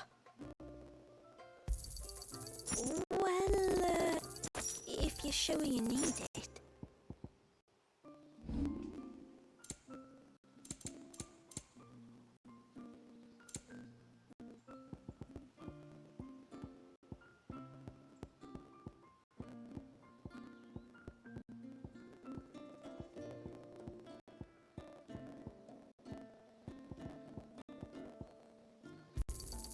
Hey, we can use that.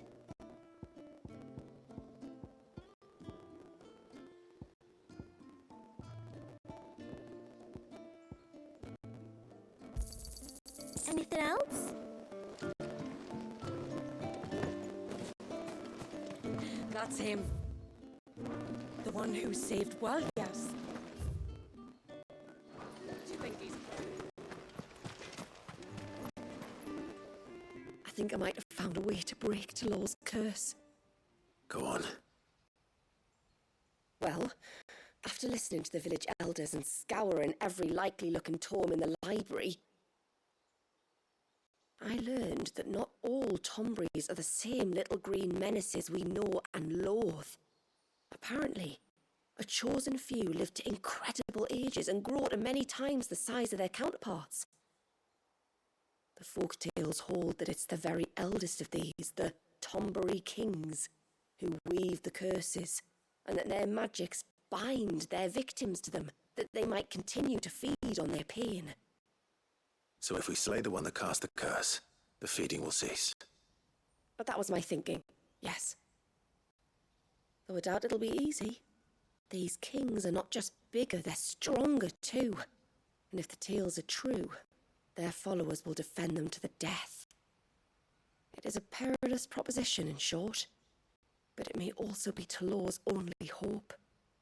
What say you? I'll do it. Even if killing this king doesn't break the curse, Mysidia will be a safer place for its removal. Thank you. So then, where will I find it? That, alas, I do not know. It must have woven the curse at the altar in Father's Fell, but as to where it is now... Fanet, you were the one asking about Tonberries, right? Because there's a whole bloody army of them out on the cloak. What? But why would they stray so far? And why now? There's only one way to find out. I'll head up the mountain and see what's going on. Right. Thank you. And please, be careful.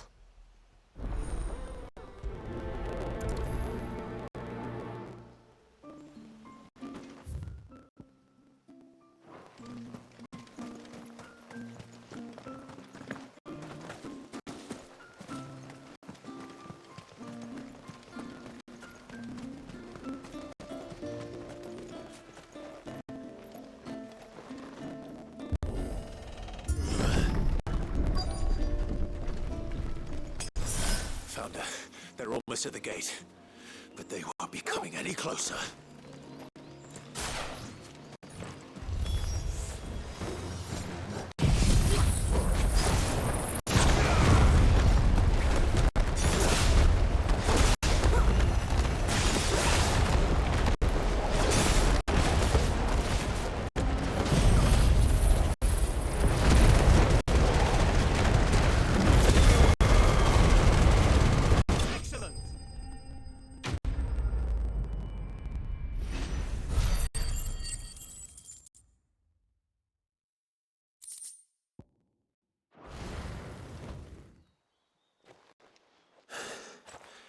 That should buy Haven some time at least. Clive, are you all right? Fine. We've taken care of the immediate threat. Thank the tides. I was worried I was going to lose you both. Talor, he took a sudden turn for the worse just after you left. What? Is he? No, he's hanging on. I fear the Tombury King may have begun the cursing ritual again, in earnest this time. And I can't imagine their being here as a coincidence. I think it might be happening on this very mountain. If it is, it won't be for long. Get back to Talor. I'm going up. My thanks. I shall pray for both of you.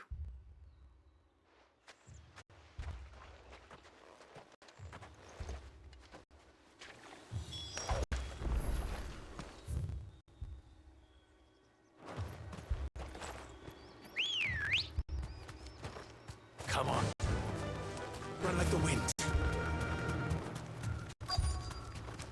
More of them. Come on, then. I crave an audience with your king. Time to fight. Thanks, Gal.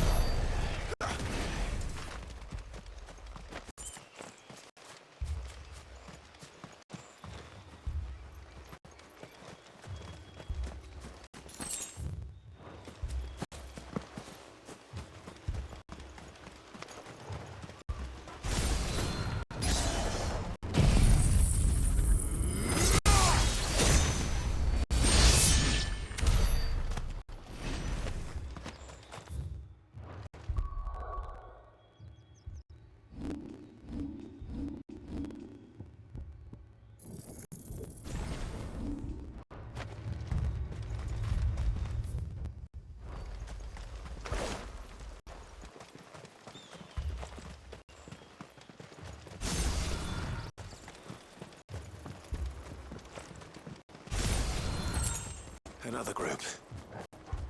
They don't look very regal.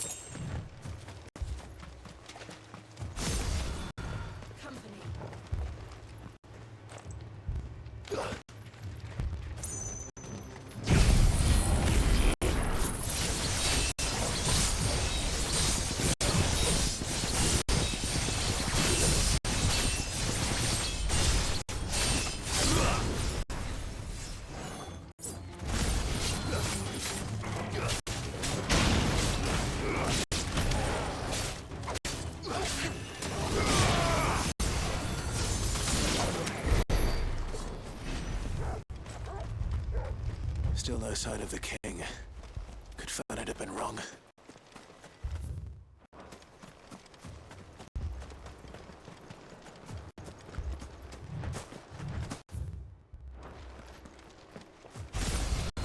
Quiet. There's dozens of them. The king must be close.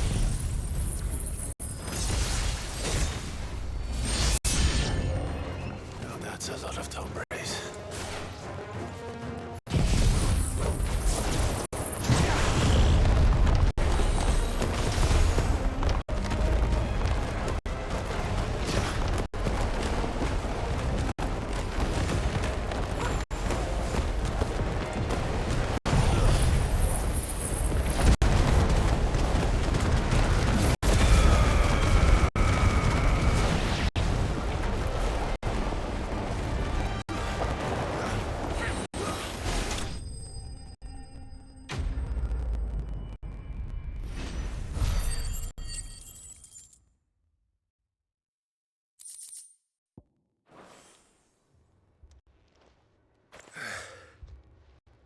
Looks like that's the last of them. Out here, anyway. But beastmen do like dark places.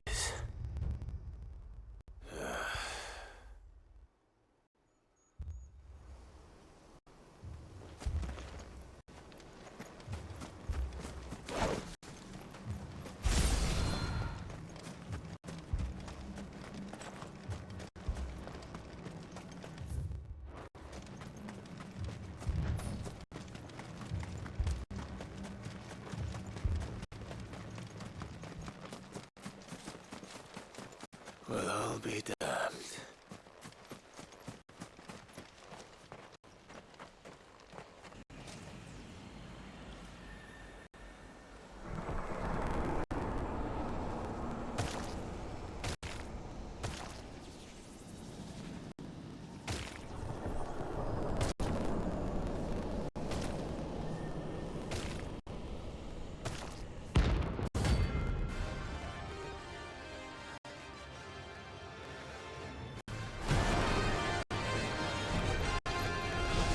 A crown.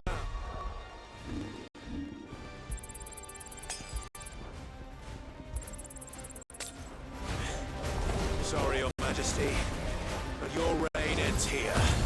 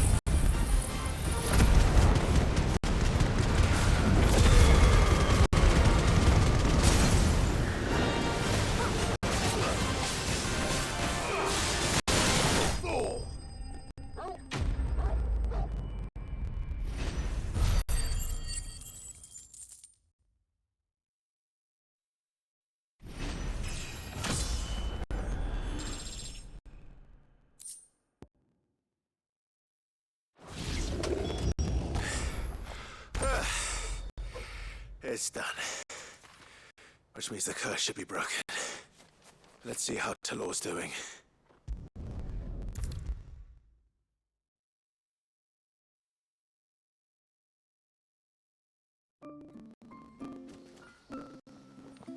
Clive!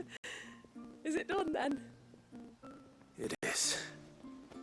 I was going to ask if there had been any change in Talor's condition, but judging by that smile on your face, I think I already know the answer. You do? Talor! He's back!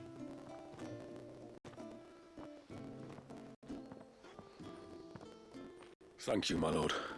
I can never repay you for everything you've done for me. I owe you my life. I'm just glad the curse is lifted. There is one thing I'd like to know, though. If you don't mind my asking. What made you seek the Tombury's help in the first place? Oh, that. Well, you deserve to know. It was years ago now, back in my trading days. The Sons of Greek arrested me in Oriflamme, chained me up in a lightless cell with a great sword hung over my head, ready to fall if I didn't confess. Well, they never said to what. I didn't, of course. So eventually they just let me go. And I never told a soul. Tried to forget it ever happened. But then you came along and the sight of your sword brought it all flooding back. I couldn't sleep, couldn't eat, couldn't hardly breathe. And I thought that if I gave my old chain to the Tomburys, maybe they could take all that pain away. All that anger. But it only made it worse. Oriflamme has fallen. And the men who tortured you likely fell with it. If only I'd known, I might have spared everyone a lot of trouble. I'd convinced myself that you were like them, that all outsiders were the same, but you're not. Far from it. Thank you, son. Thank you.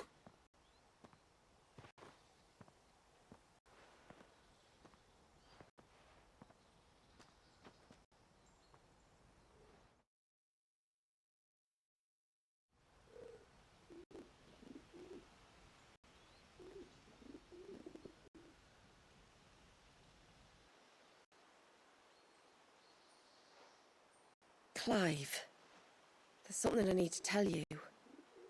After we parted ways on the path to the cloak, I went straight back to Talor and explained to him what you were doing on his behalf. And just like that, his pain began to fade. What do you mean? Just like that?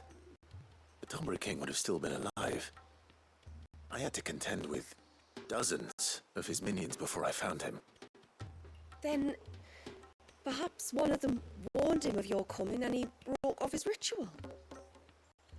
Or, perhaps, knowing that an outsider was fighting for him was what lifted the weight from Talor's heart. I know, from experience, that many illnesses are not wholly physical, but of the spirit, at least in part. Was there ever really a curse, then? Or was Talor simply suffering from the pain of his memories? And the guilt of what he'd done? For all the difference it makes. I suppose we'll never know. Maybe not. But this much I do know. It was your strength and your selflessness that healed his heart in the end. I'll be sure to tell my healer friend when I get home.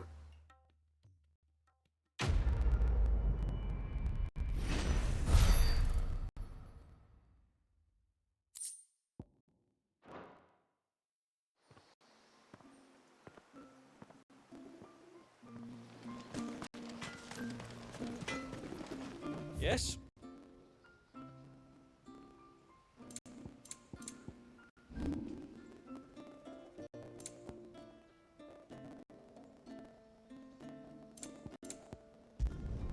Better than you. Done.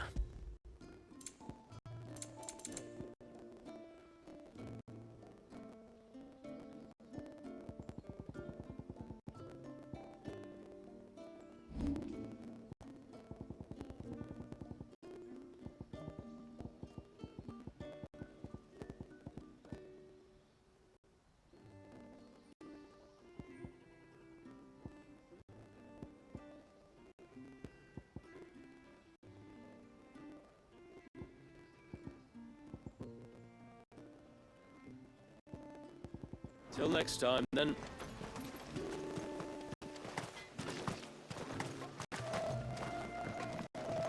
When you've decided what you want, just let me know.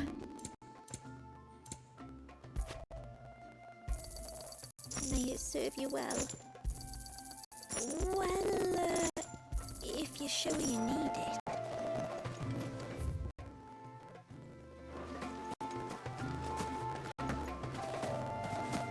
Hey, mister! Over here! Please, mister! You've got to help us! The village is in danger, and if someone doesn't do something... you should have seen it! Stop. Take a deep breath and tell me everything. Starting with your name. Sorry. My name's Eirik. When you went up to the Erev was with Miss Shula, well, I followed you. You could have been killed. Lady Shula told us you lot were great warriors, so I thought I'd be alright if I stayed close like. But then I lost track of you in the woods, and that's when I saw it. Saw what? A great, big, dripping, drooling monster. Spitting out great spouts of water it was, that were tearing up the ground and cutting down trees. Spouts of water? I don't recall seeing anything like that in the forest. Well, I did, and I don't ever want to see it again. You'll get rid of it, won't you?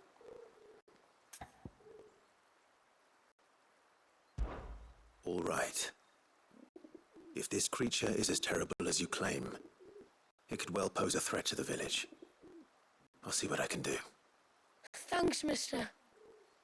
It was over by the Swift one that I saw it. Maybe it's still there. Then that's where I'll start my search. But this time, you're going to stay here.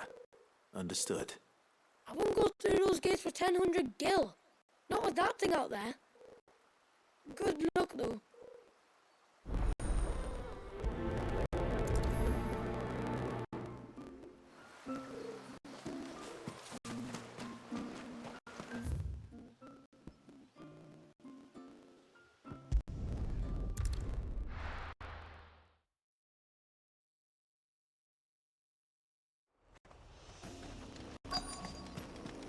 Is that the hunter?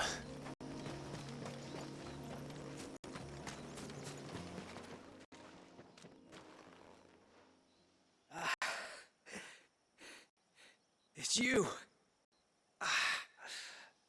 Nasser's savior. Are you all right? What happened?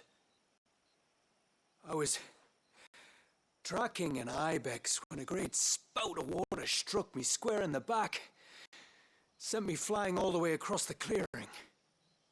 Did you see what made it? No. All I heard was a noise. An ear-splitting din.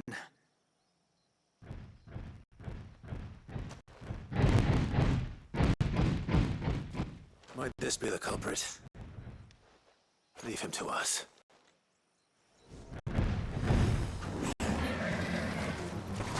You've caused enough trouble.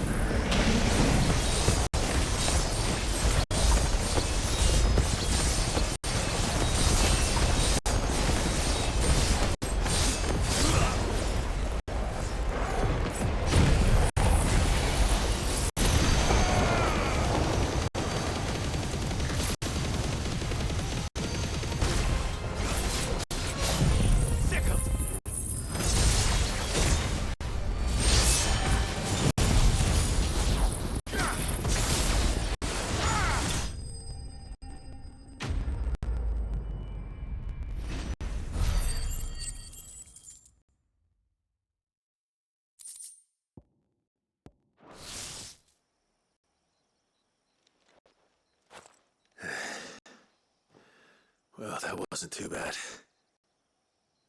Hardly a threat to the village, but you can't blame the boy for being scared.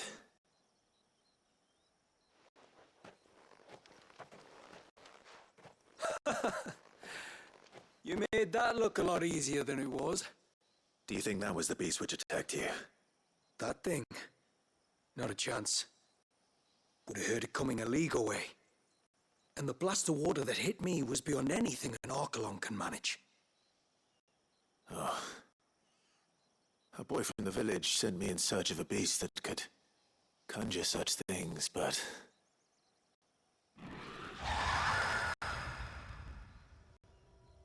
That's it. That's the noise I heard. Sounded like it came from the ruins. I'll go.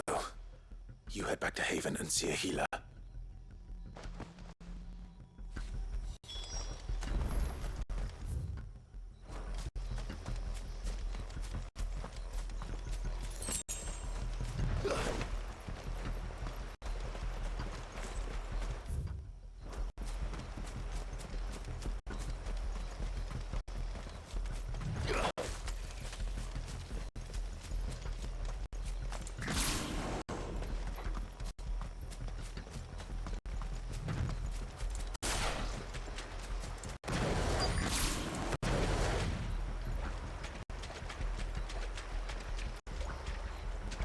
What do we have here?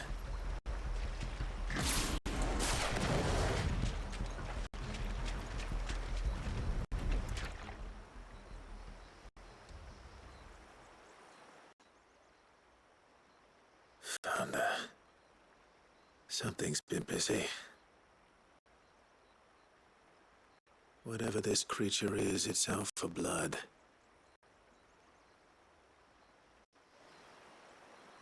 But it's not having ours. Stay close, Torgal. Where are you?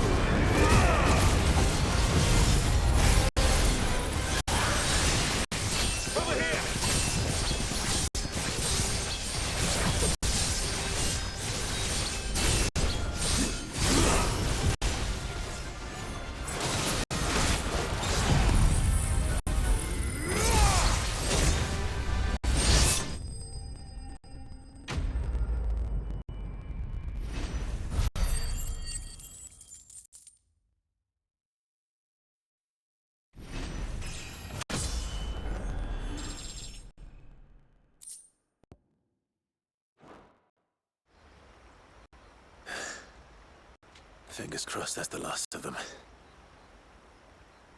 Either way, I should let Eirik know the danger is past. For now, at least.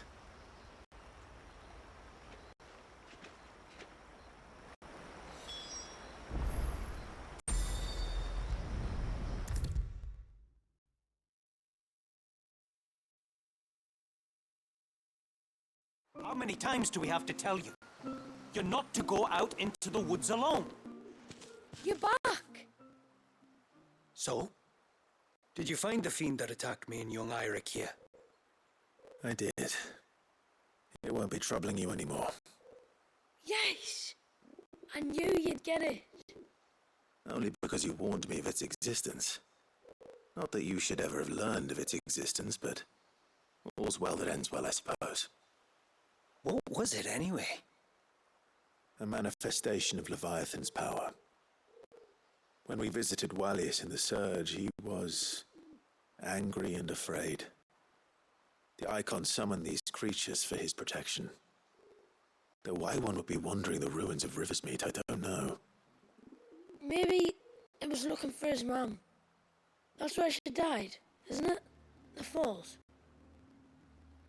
The Falls? Aye. When they took her baby, she threw herself off the top. We go there once a year to pay our respects. The whole village. An Eggy is a part of its master's spirit, but Wallius wouldn't have been aware of what had happened to his mother, would he? Well, either way, you did us a favor putting that thing to rest. Us and Wallius. Thank you. Aye. Thanks, mister.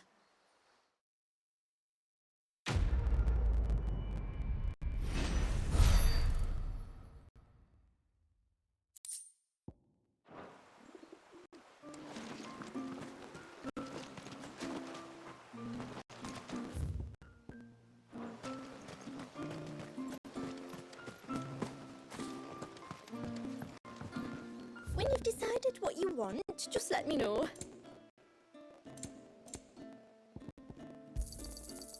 Well, if you're sure you need it.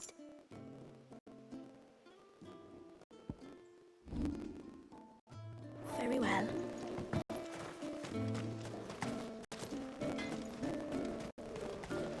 What is it you want?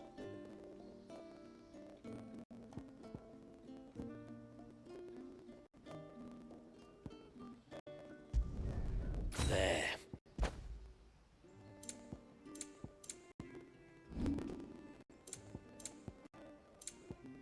Till next time, then.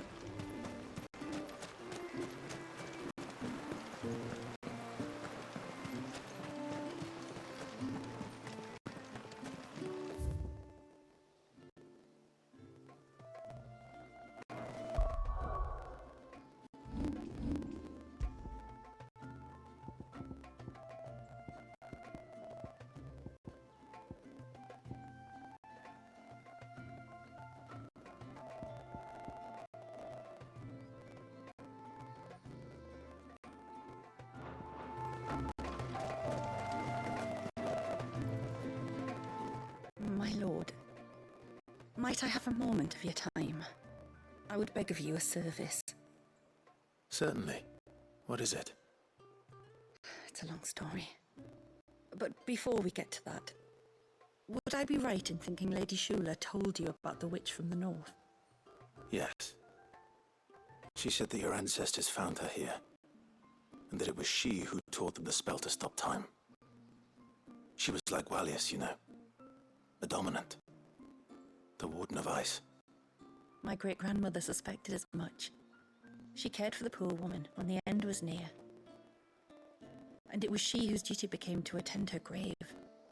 A duty that was passed down to me. I see. And the service you would beg of me? Well, until recently, the path to the grave had long been blocked by a fallen tree.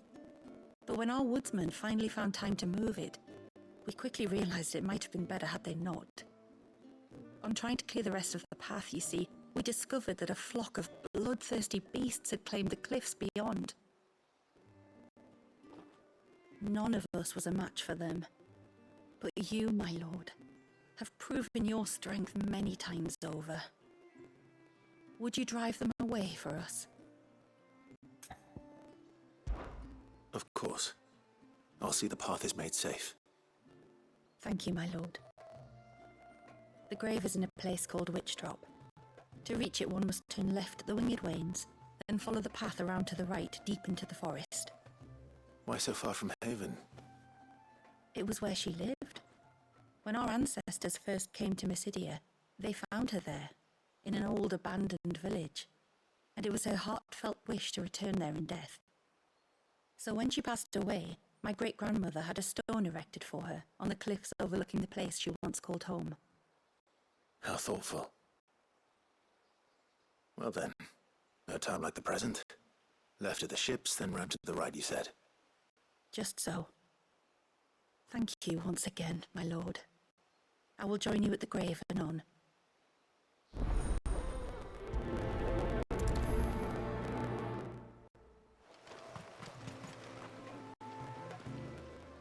You wouldn't happen to have some time on your hands, would you, Clive?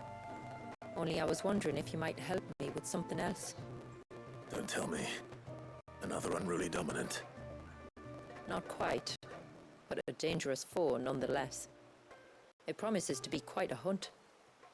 Care to join me? All right. Tell me about our quarry. A fiendish, cold-blooded beast known as a Givra. Normally, we leave such animals well alone, and for good reason. But I have an even better reason to want its tongue. Its tongue?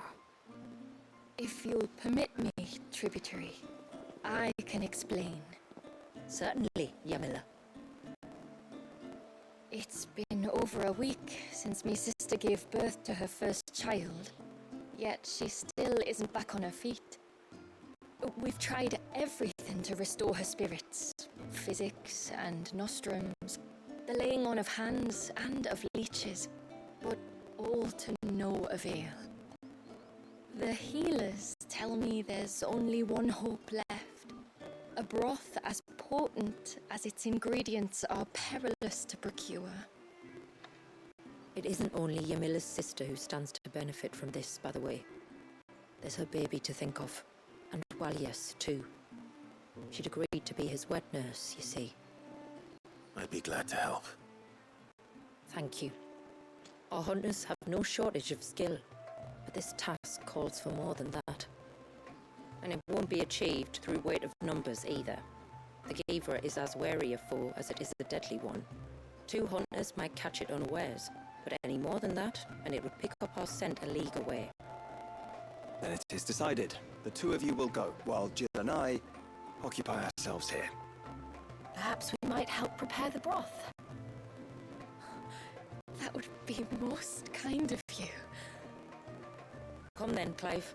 The river of time flows fast, and so must we. There's a Gavra that has claimed the ruins at the foot of the mountain as its hunting ground. But as I say, they are wary creatures. We'll need suitable bait to draw it out. The flesh of a forest ibex should suffice. To the forest, then.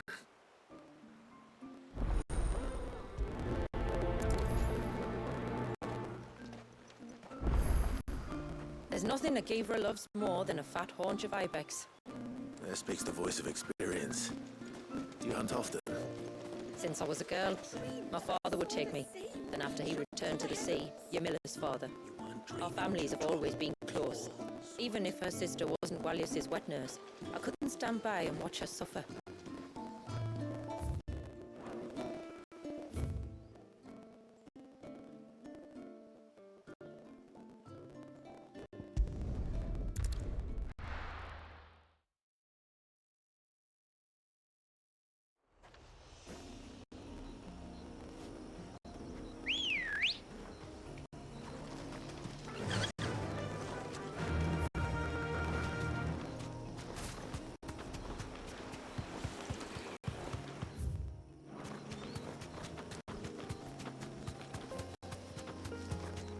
This should be the path to Witchdrop.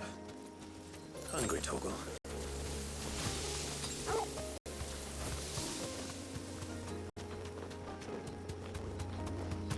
Is that beast rigging?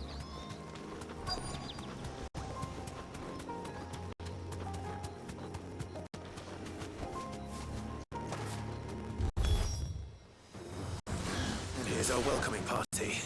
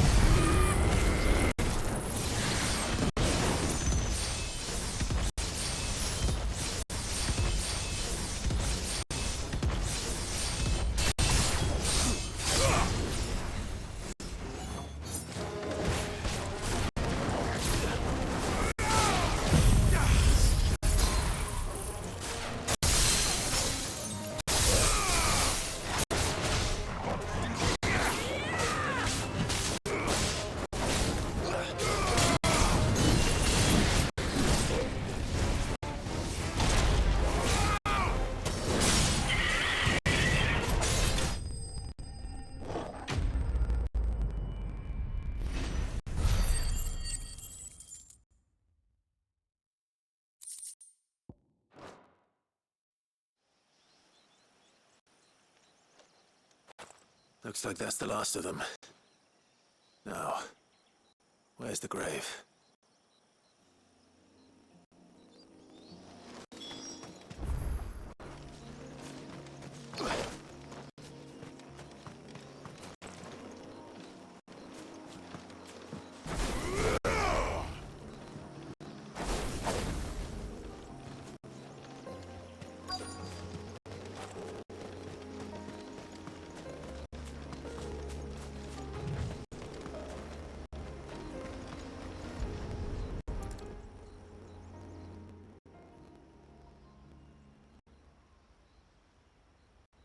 This must be it.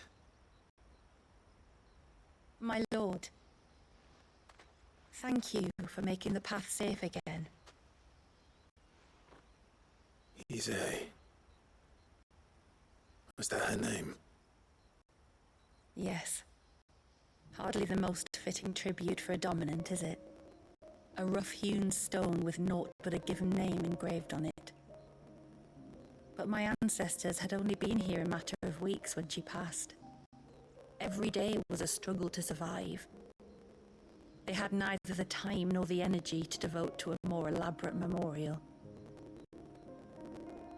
Yet they spared what they could to grant her wish, that even in death she might continue to watch over her home. She lived down there then? In the ruins? That's right. They were once the living quarters for those who served up in the temple. When the Northern Thanes sent her here to weave her spell, This was where she and her retinue stayed. There were priests, handmaidens, and a knight sworn to shield her from harm. Of course, they were all gone by the time my ancestors arrived, fled or dead in the Western Wars. All except Isay, who remained till the end. Alone. Indeed. At least, that is the story as it's been handed down in Haven. But there is an epilogue to the tale.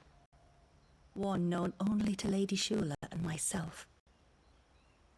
Some years after Isay's passing, you see, my grandmother came here to tend the grave and found a stranger kneeling before it. A knight, dressed head to toe in plate. She asked of him who he was and whence he had come, but received no answer. The only words he spoke were, "Tell me true, whose grave is this?" So she told him of how her people had met and cared for Isay, and how she had died. His only reaction was to stare up at the air of hours in silence.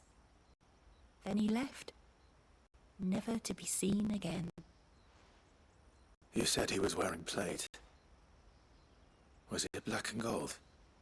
Do you know something of him? When we went up to the air of hours to unravel the spell, we were set upon by a shade in the shape of a knight in full plate. It manifested in front of the Vare, and in its ether, I felt Shiva, the witch.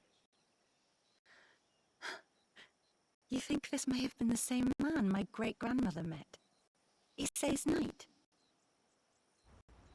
I don't know. Maybe. All I can say for sure is it was intent on protecting her creation. Or perhaps her spirit? What remained of her ether, preserved in the Vare? Perhaps his spirit too became enravelled in her spell, frozen in an eternal vigil. Till we ended it. If the shade you fought was Isay's knight, then ending it was the greatest gift you could have given him. Now he can return to the sea, to be with his lady once more. And if his spirit should ever return here to visit her grave, I shall ask his name, that I might carve it in the stone next to hers. That they might be together. Once and for all.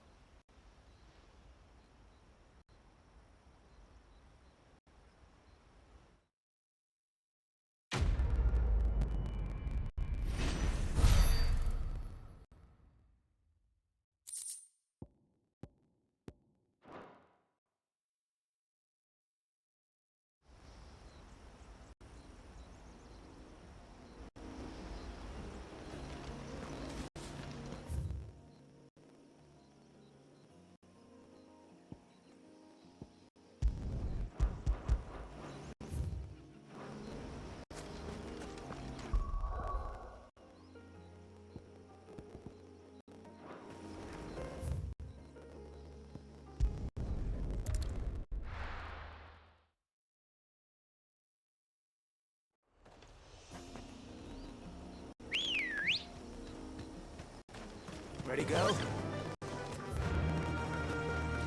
Run like the wind.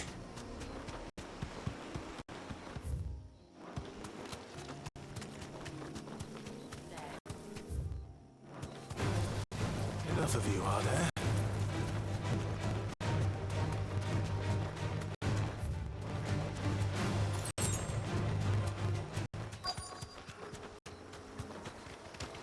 These will do nicely.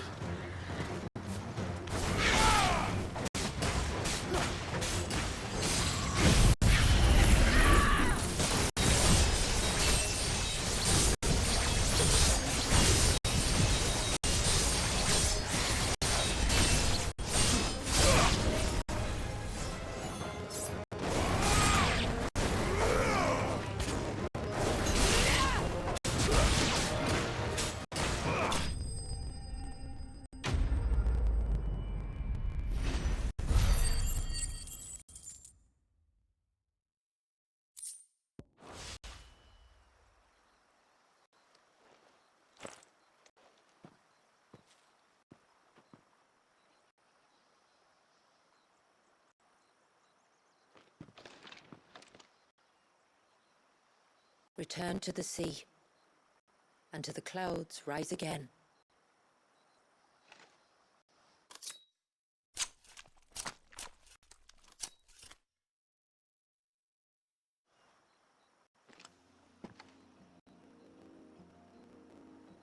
We have our bait then. What next? Next, we pay a visit to the Dark Gate to pick some local weed. It'll help disguise our scent.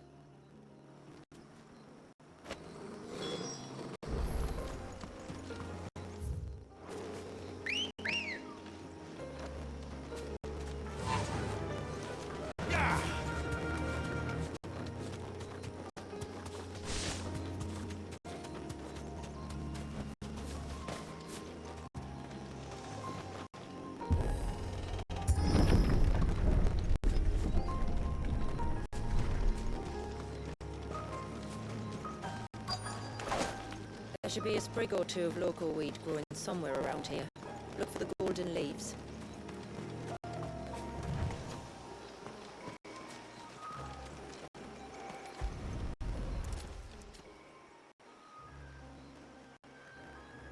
Is this it? Aye, that's the stuff. Crush the leaves between your fingertips and rub them on your clothes. If you insist.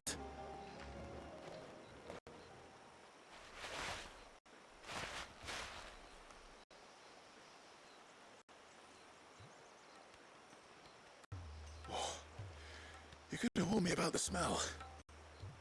Like corruption, isn't it? We'll have an honor guard of flies before long. But it'll stop the Givra from noticing us. Its nose will tell it we're nothing but a feast for worms. Oh, I feel so much better. We can wash it off afterwards. If there's one good thing about the Givra choosing the ruins for its hunting ground, it's that there's plenty of fresh water nearby.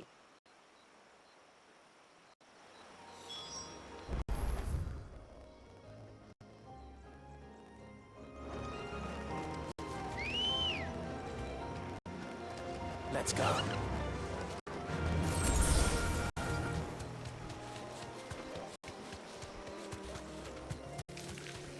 Careful.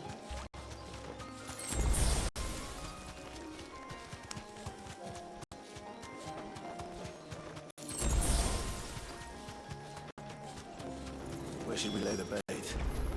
Givras are creatures of habit. Look for some sign of its passing. It's sure to return to the same place sooner or later.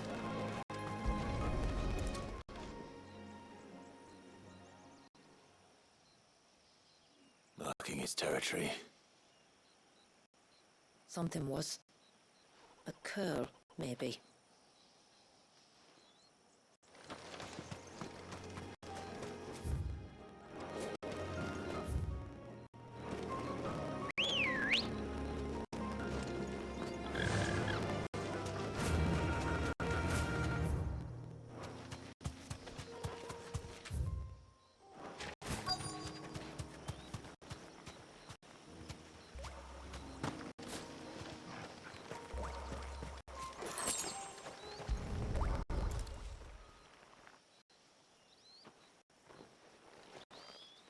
Tracks. But I assume they're too small to belong to a Givra. You're right.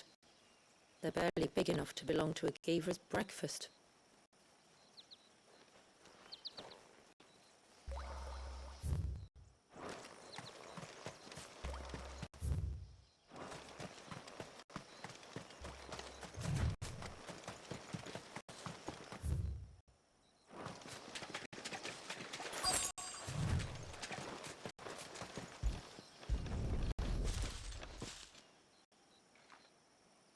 A fresh kill. But not a Givra's. The wounds are too clean, too small.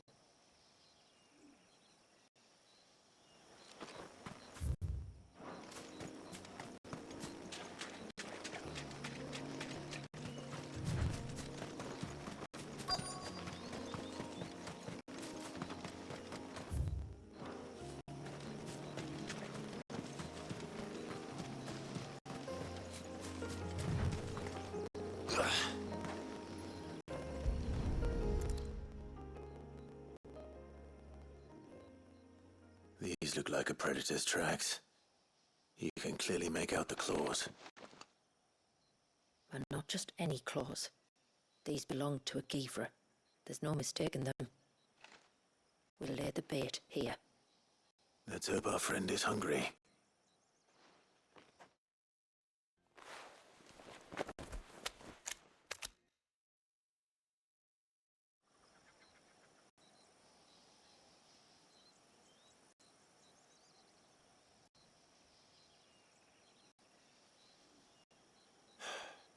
Still no sign. Patience, Clive. Hunting's not something you can rush. Have you stalked these beasts before? Once. Givras are fast, so the job called for a bearer. But even with my knack, it was a close-run thing. Not many leaders would take such risks for their people. Says the man who battled an icon to save a boy he barely knew. It is the way of the moats of water to use what gifts we've been given for the good of all. And I gather it's your way too. It was Sid, the man whose name I bear. He fought for his people and their future with every fibre of his being. I'm just following in his footsteps. In many ways, you remind me of him. Me? You're confusing daring with desperation. Quiet. Something's coming.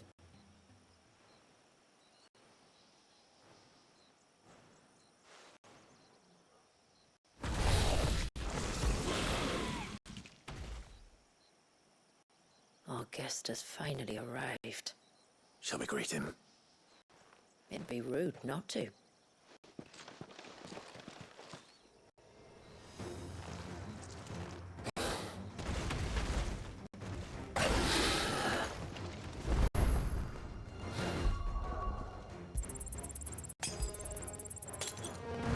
Don't let it escape.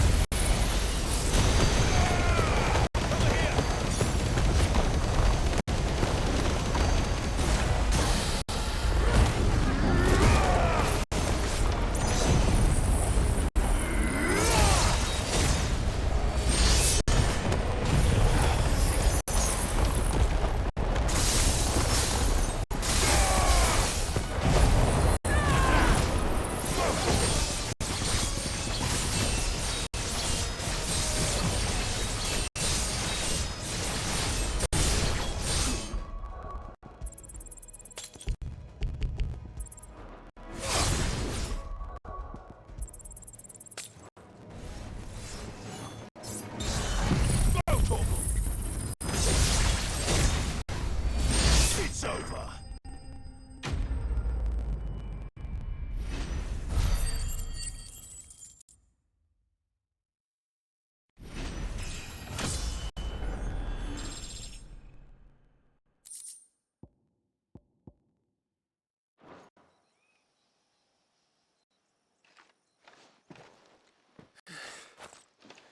You weren't exaggerating when you said they were dangerous.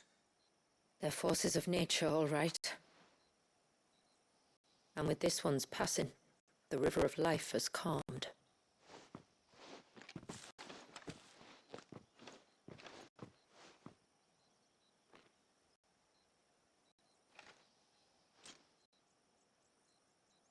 O roaring torrent, son of storms, may your spirit run free in the open ocean.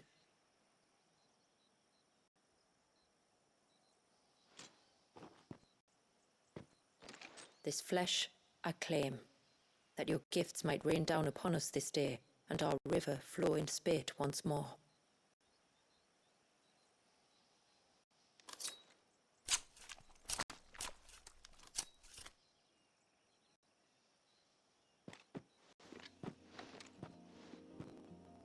Well then, let's return to the village. We must get this tongue to your miller before it spoils.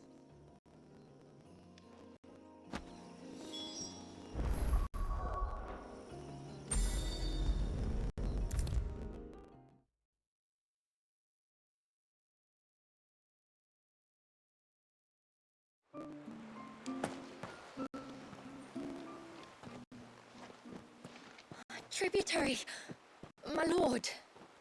Did all proceed as planned? It did. Here. 1 Geaver tongue. As promised.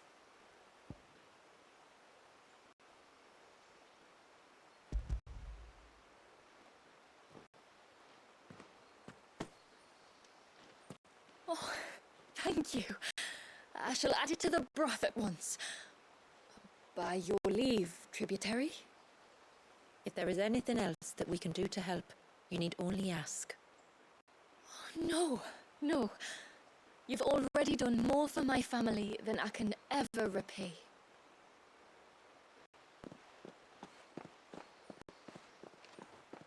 Just as you have, Clive, for my family. I only regret that I have nothing to offer you in return but my gratitude. It's more than enough. Besides, I'm no less grateful to you. For what? For welcoming my friends and I into your midst. For showing us how your people live. For reminding me that the world we strive to create, where bearers can live alongside their fellow men in peace and comfort, is no mere fantasy. I'd hardly call it comfort. Every day is a struggle. Though we do at least struggle together, it's true. As must we all. I only ask that you remember the cost of using your gifts as a bearer. I know that you feel it's your duty to do whatever you can to help your people. But you have a child to think about now. And Wallis has lost enough. I shall bear that in mind. That's all I ask. Oh, and if there is anything else that we can do to help, well, you know. Thank you. Truly.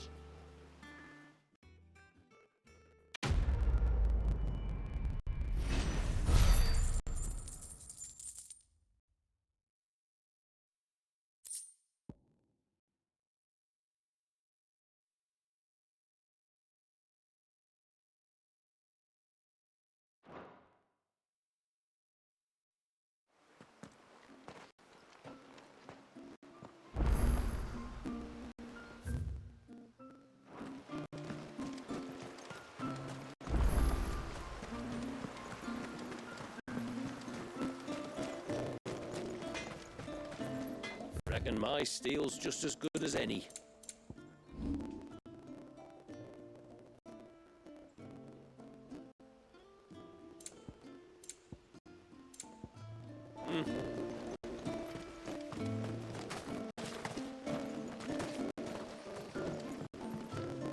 I will have to charge you.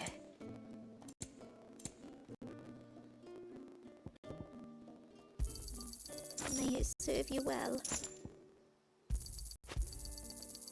Well, if you're sure you need it.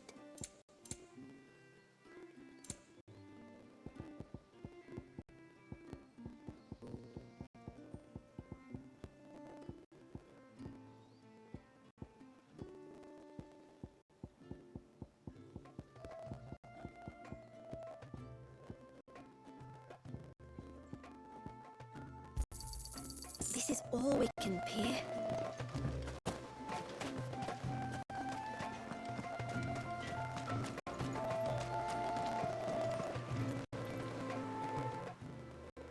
No, be him. What has to be who? If you, don't mind my asking. It's not your asking, I mind. It's my explaining. But I don't see any other way around it. You see, when a baby is born here, we hold a ceremony to welcome them. The rite of immersion, we call it. But I don't know whether Valius was ever afforded that courtesy. What is abundantly clear, though, is that my ancestors never welcomed him as one of us. And I want to change that. The problem is, the ceremony requires 3 ministrators, the baby's parents and a witness. As tributary, the role of witness would normally fall to me, but being Valius's closest living relative, I must play the role of mother. So you want me to serve as witness in your stead? That's right. A witness must be a trusty guardian, ready to steer the child through the stormy waters of life and on to tranquility. Which is why I thought of you.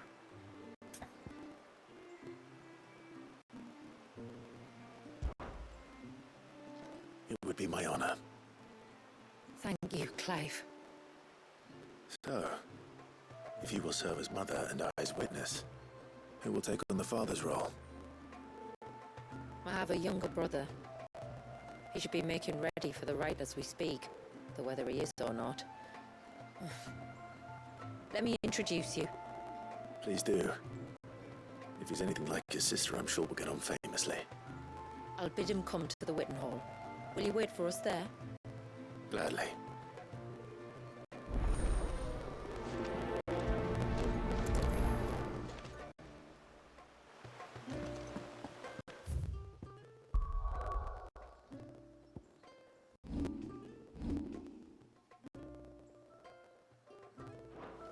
It is good to have him back.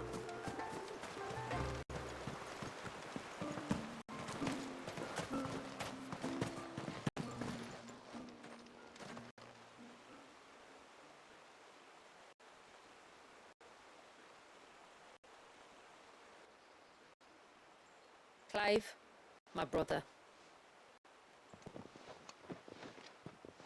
If it isn't my old mate Sid! You? So you do remember me, even stripped of my cunning disguise? I'm touched. You two know each other. My friends and I crossed paths with your brother on our hunt for the dusk crystals, during which we saved his life. 3 times, was it? 3, 4, who's counting? All I know is when Shula mentioned she'd called in Sid the Outlaw to help young Walyas, I could be sure that the little rascal was in safe hands.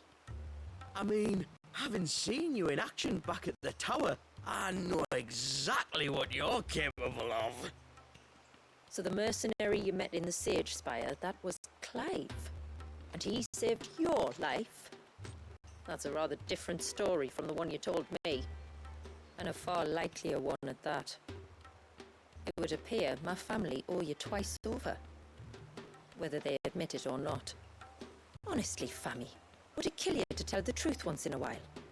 What? I said sorry, didn't I? How about we save the, recriminations until after the ceremony, eh? Speaking of which, what does this ceremony involve exactly? It's simple, really. We each say a short prayer and anoint the child's head with holy water. Nothing too onerous, then? Not about the rite itself, no. But it does call for some preparation.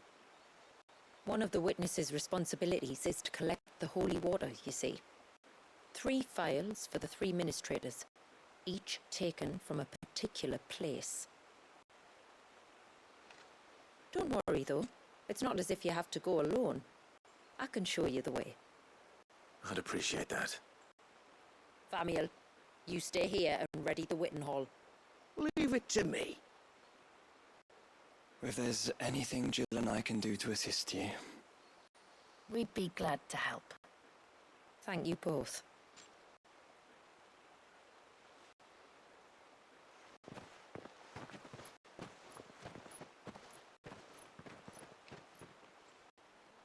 Right then, let's get started, shall we? There are 3 types of holy water that we must collect. The water of the mountain, of the river, and of the sea. We take the water of the mountain from the spring atop Maiden's March. The water of the river from the course that flows through the ruins of Riversmeet. And the water of the sea from the shallows of Tailwind Bay. Here are the files we'll be using in the ceremony.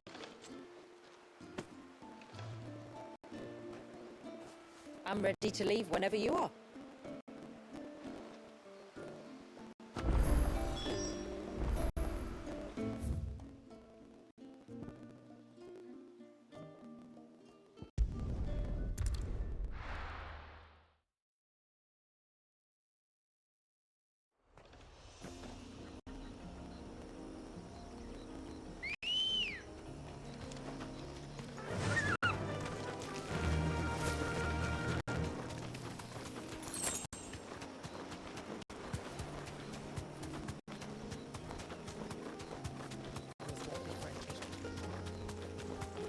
We can collect the water of the river from here.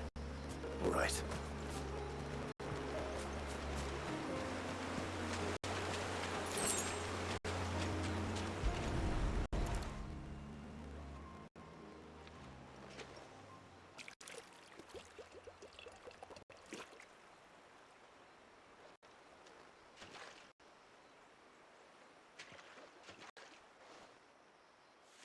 The water of the river represents life. It is constantly moving, constantly changing.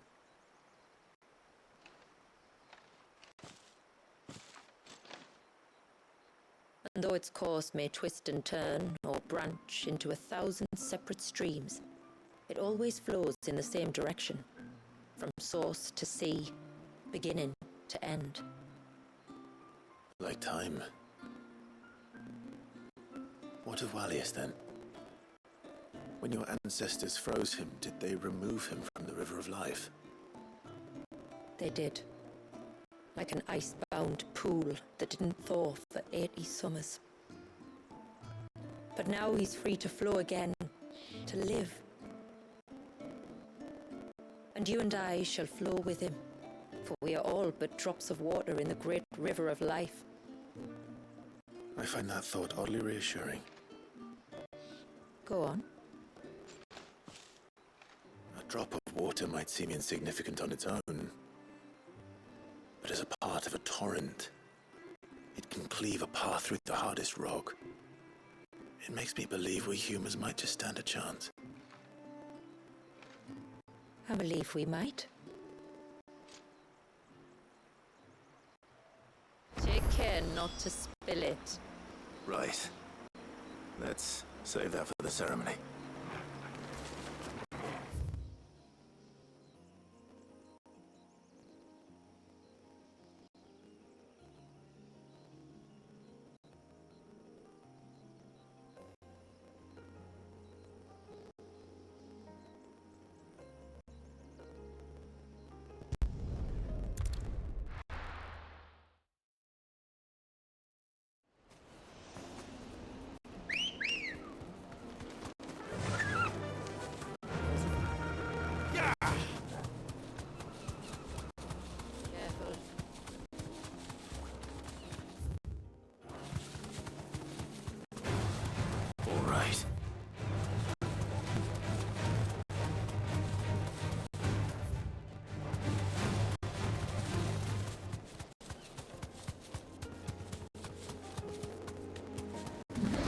This won't be easy. This path leads down to the coast. Usually we keep this gate shut tight. But since this is a special occasion... Be safe.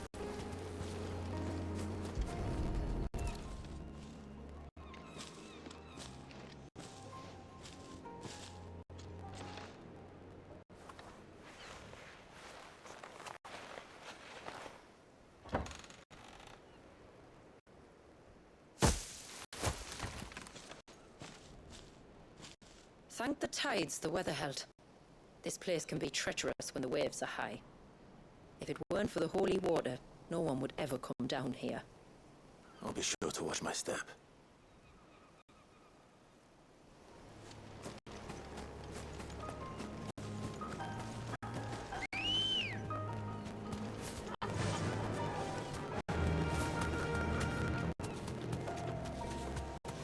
Water flows to the sea, then rises into the clouds.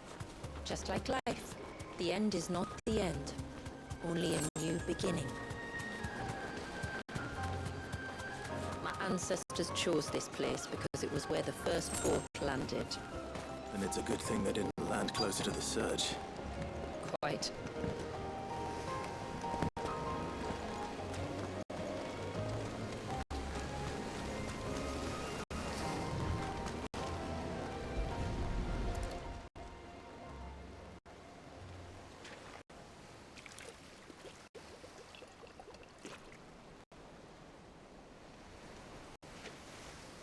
The water of the sea.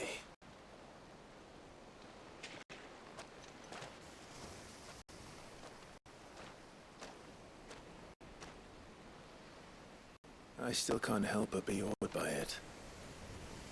Oh? All that wave ever made me feel was pity and sorrow for the innocent life trapped inside it. The child my great-grandfather sacrificed to try to change his people's fate. It was wrong, an unforgivable sin. But I often wonder, will my descendants ever forgive me for what I have done? As tributary, I've faced many difficult choices. And though I've always striven to do what's best for my people, here we live in poverty, hidden away from the world. So have my choices denied them a better life, just as my ancestors denied Walius his? No. You would not forcibly sacrifice one of your people to save the others. You do the best you can for all of them, as do I. We share in their woes, just as we share in their joys. And the most we can do is try to bring them more of the latter. Aye, you're right. And try I shall, to bring all of my people a better tomorrow. Walius included. Then I wish you luck. If my time with the boy is any indication, he's going to be quite a handful. Then we must start as we mean to go on, and give him the very best welcome we can. Just one more file to go then. Nearly done.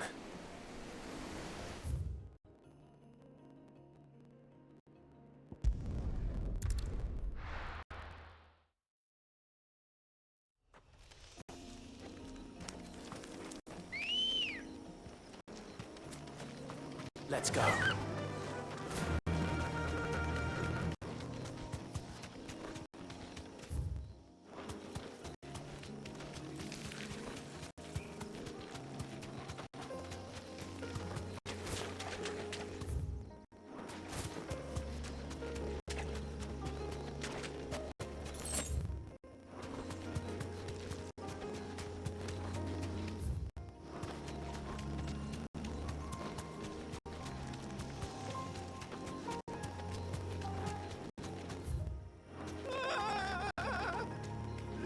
Stay back!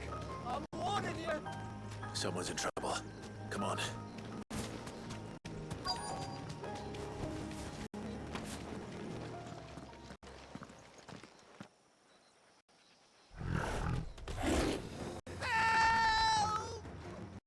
Help? What help? Nobody's coming to... Help? We're here to help. Keep its attention on us.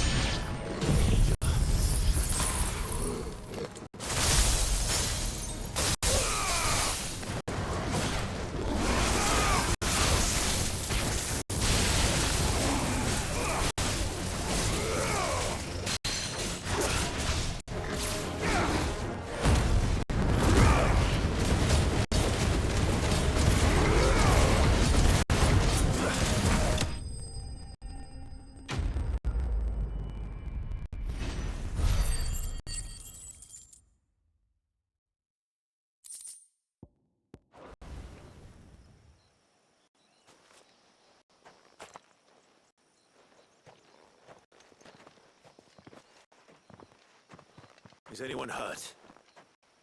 Oh, Sid! Thank all the clouds in the heavens you came. You saved us. Again! Would you two care to explain what you're doing up here?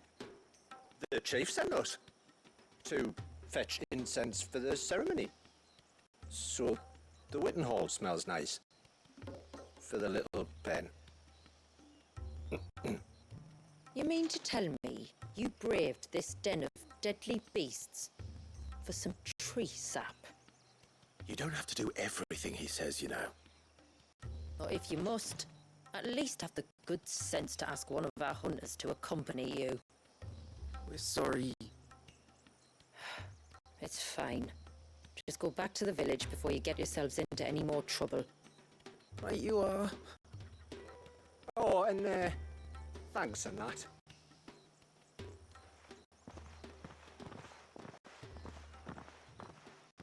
Remind me to give my brother a cuff around the ear when we get back.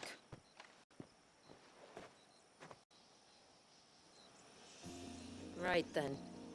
Let's collect this water, shall we?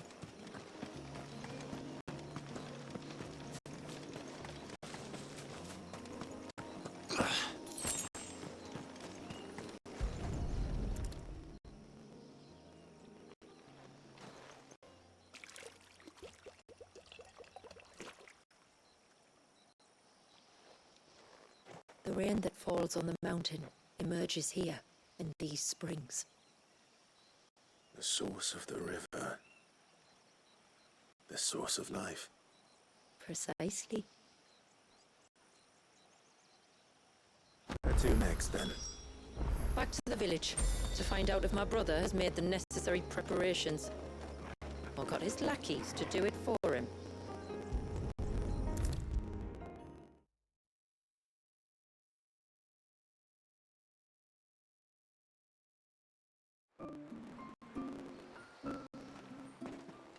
We have the holy water.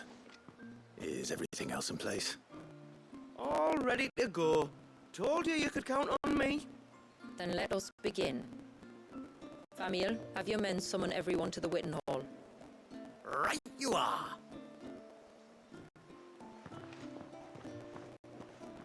Ashula, wait. I don't know the words. Don't worry.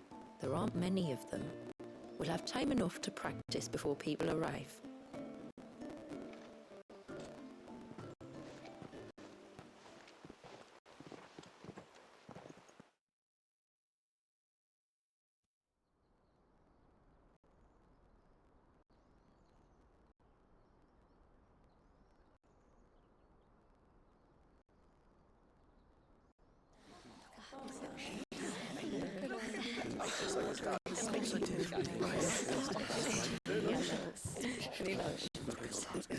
My friends, we are gathered here today to welcome this child into our community by the rite of immersion, as has been our custom since the first rain. As tributary, I would normally perform the rite with the child's parents, but Walius's mother and father returned to the sea long ago. So I and my brother Famiel shall serve as his family, while the one who returned him to us shall bear witness in my stead. Clive, if you would step forward.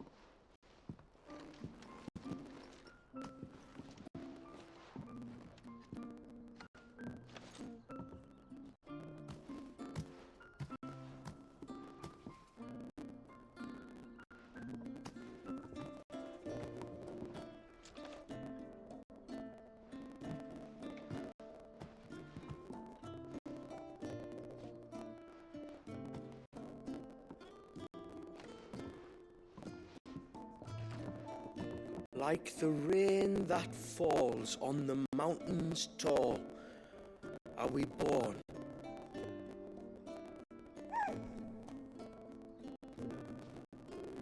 Like the river that flows through the valleys below, do we live.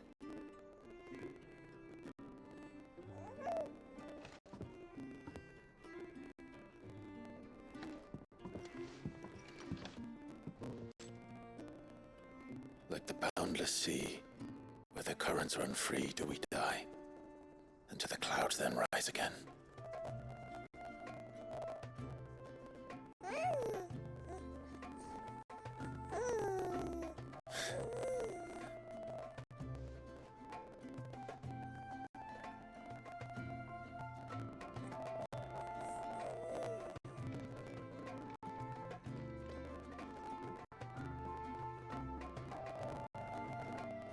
The circle of water is the circle of life. And today, from the heavens falls rain anew. This child, well yes, now joins our stream, and he shall flow with us from the mountains to the sea.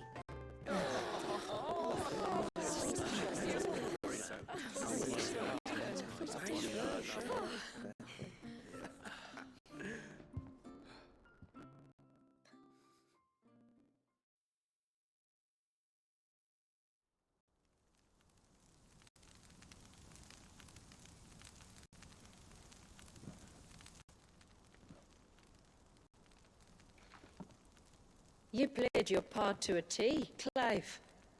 Thank you. It means a lot to us. I was honored to be asked, and terrified I'd miss. Now that you're part of the family, young Walyas, my lad. Uncle Samuel can teach you the ways of the world. Oh no, he can't. Eh? Don't be so hasty. Your brother's knack for self-preservation might serve him well. Ha! You are never going to let me live that down, are you?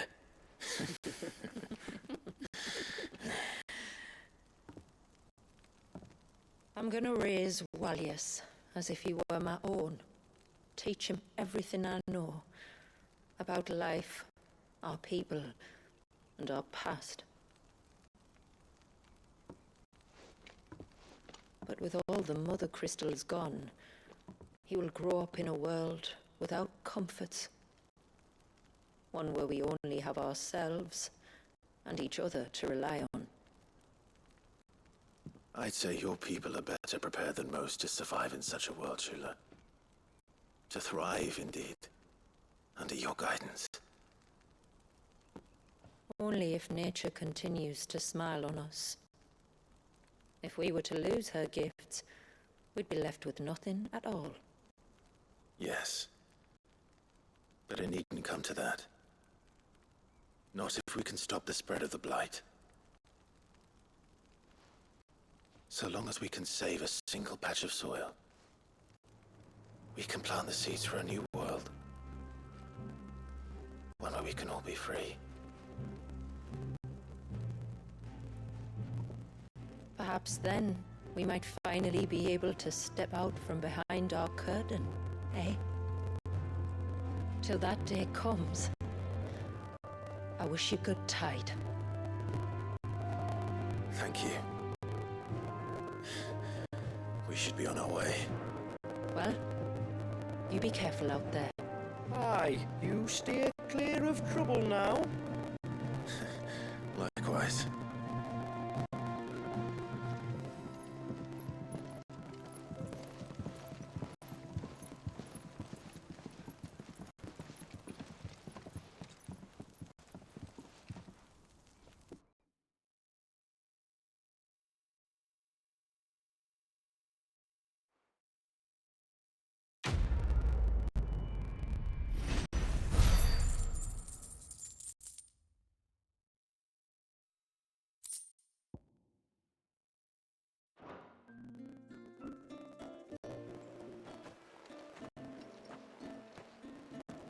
To think, we must be the first outsiders to have witnessed that rite in over a century. Walyas has been waiting for it for nearly as long. He seemed pleased to be finally rejoining the family. Now all we have to do is save that family. To change our river's course.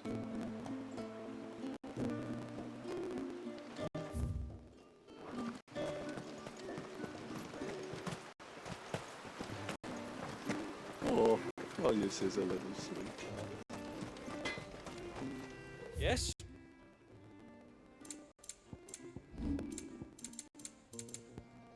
A good tide to you.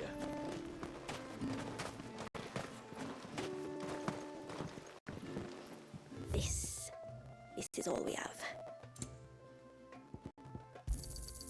May it serve you well. Well...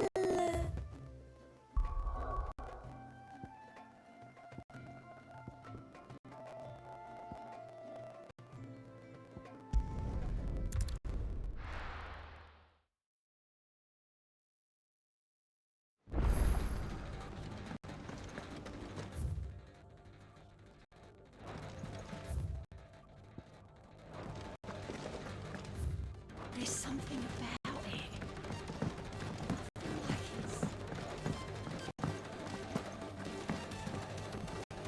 Back again. Allow me to educate you.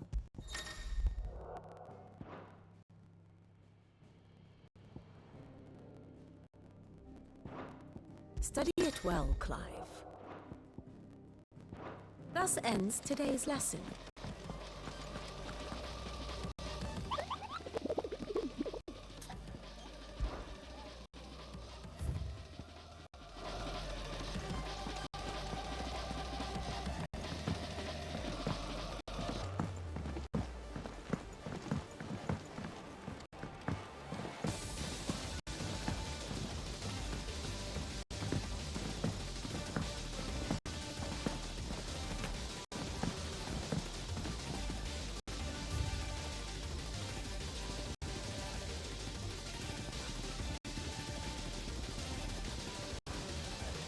He's here, my temple! The Crown Prince of Southwark!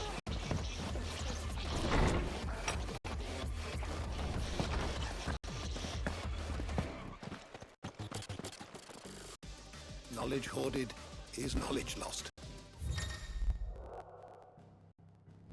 You wish to study the tomes?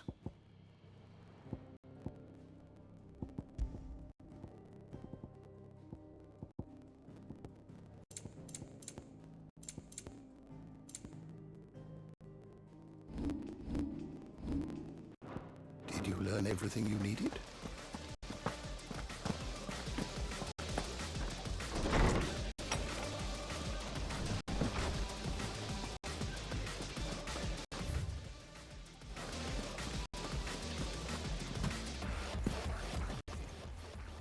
Still alive, are ya?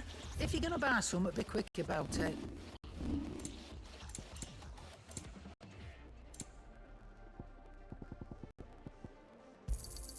It'd better all be here. You'll not find a better price than that. You're rubbing me blind, you know. Is that all?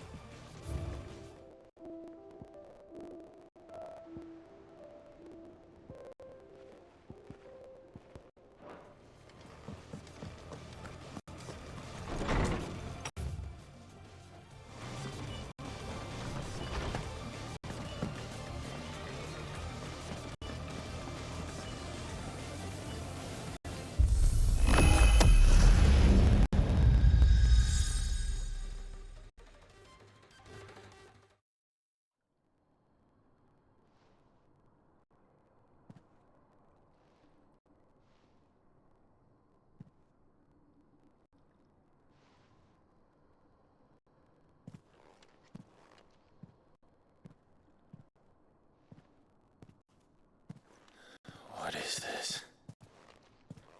Muthos. You plumbed the very abyss, yet still you hunger. We are impressed. Is that so?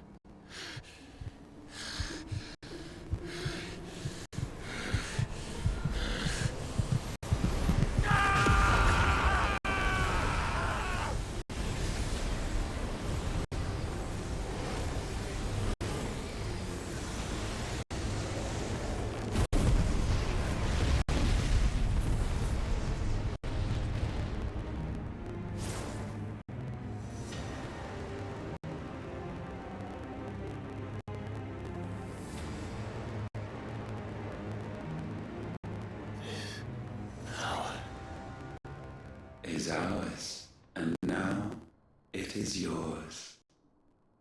Consider it a gift from us to you, a taste of things to come. You still think I'm going to be your vessel?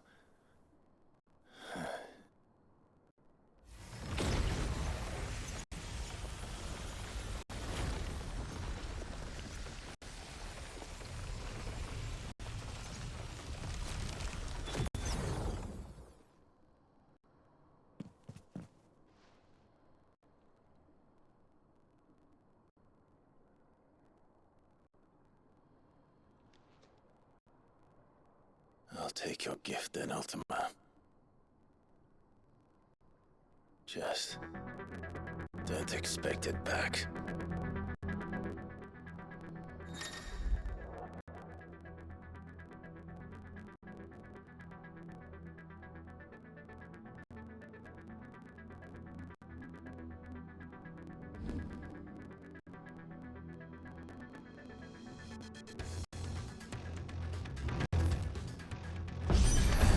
You hear me? I will never be yours!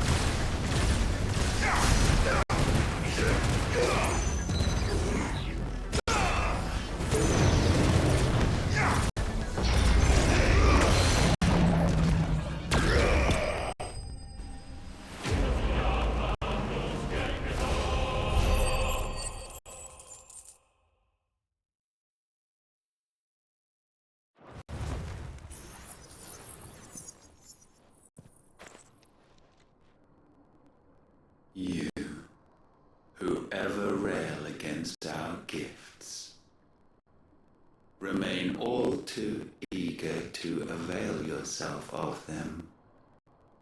Perhaps you require more time to reflect.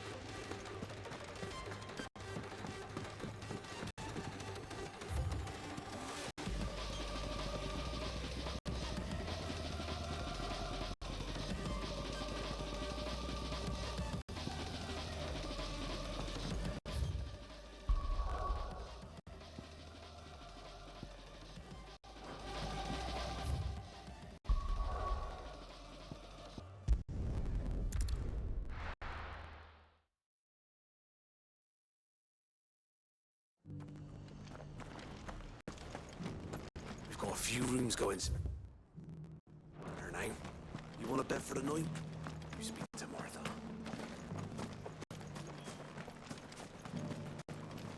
Anything catch your eye?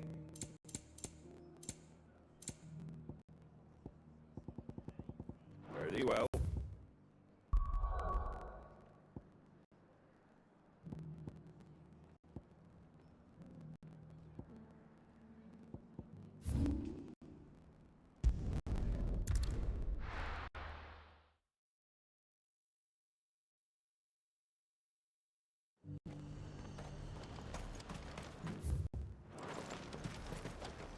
And what can I do for you?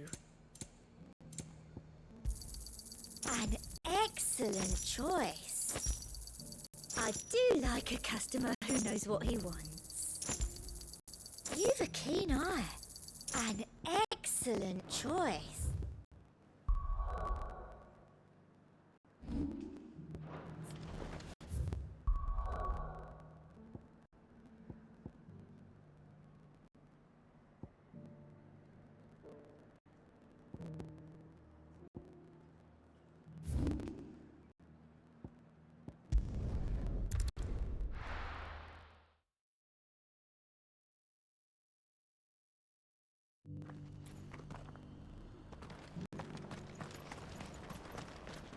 Welcome, welcome.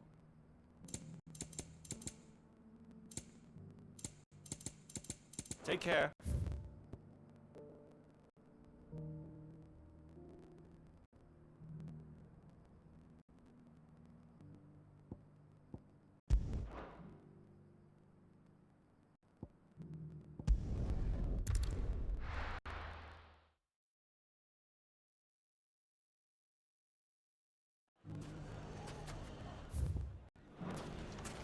I knew I was right not to.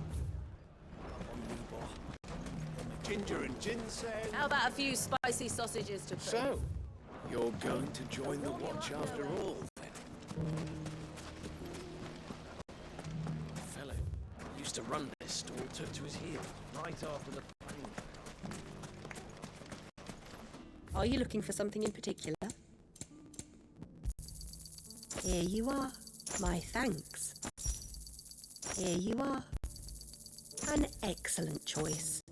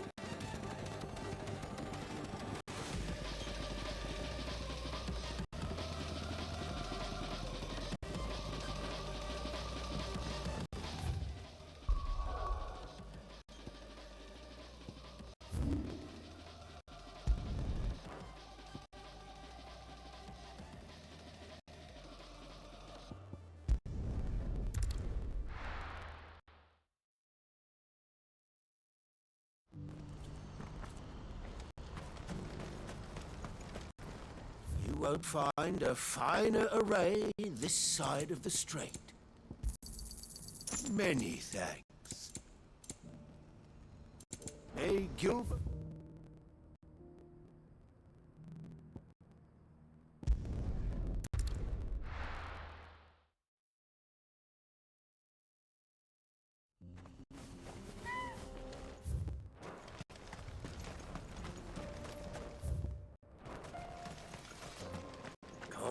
wait to try out the new forge. I have some things for sale. Go safely now.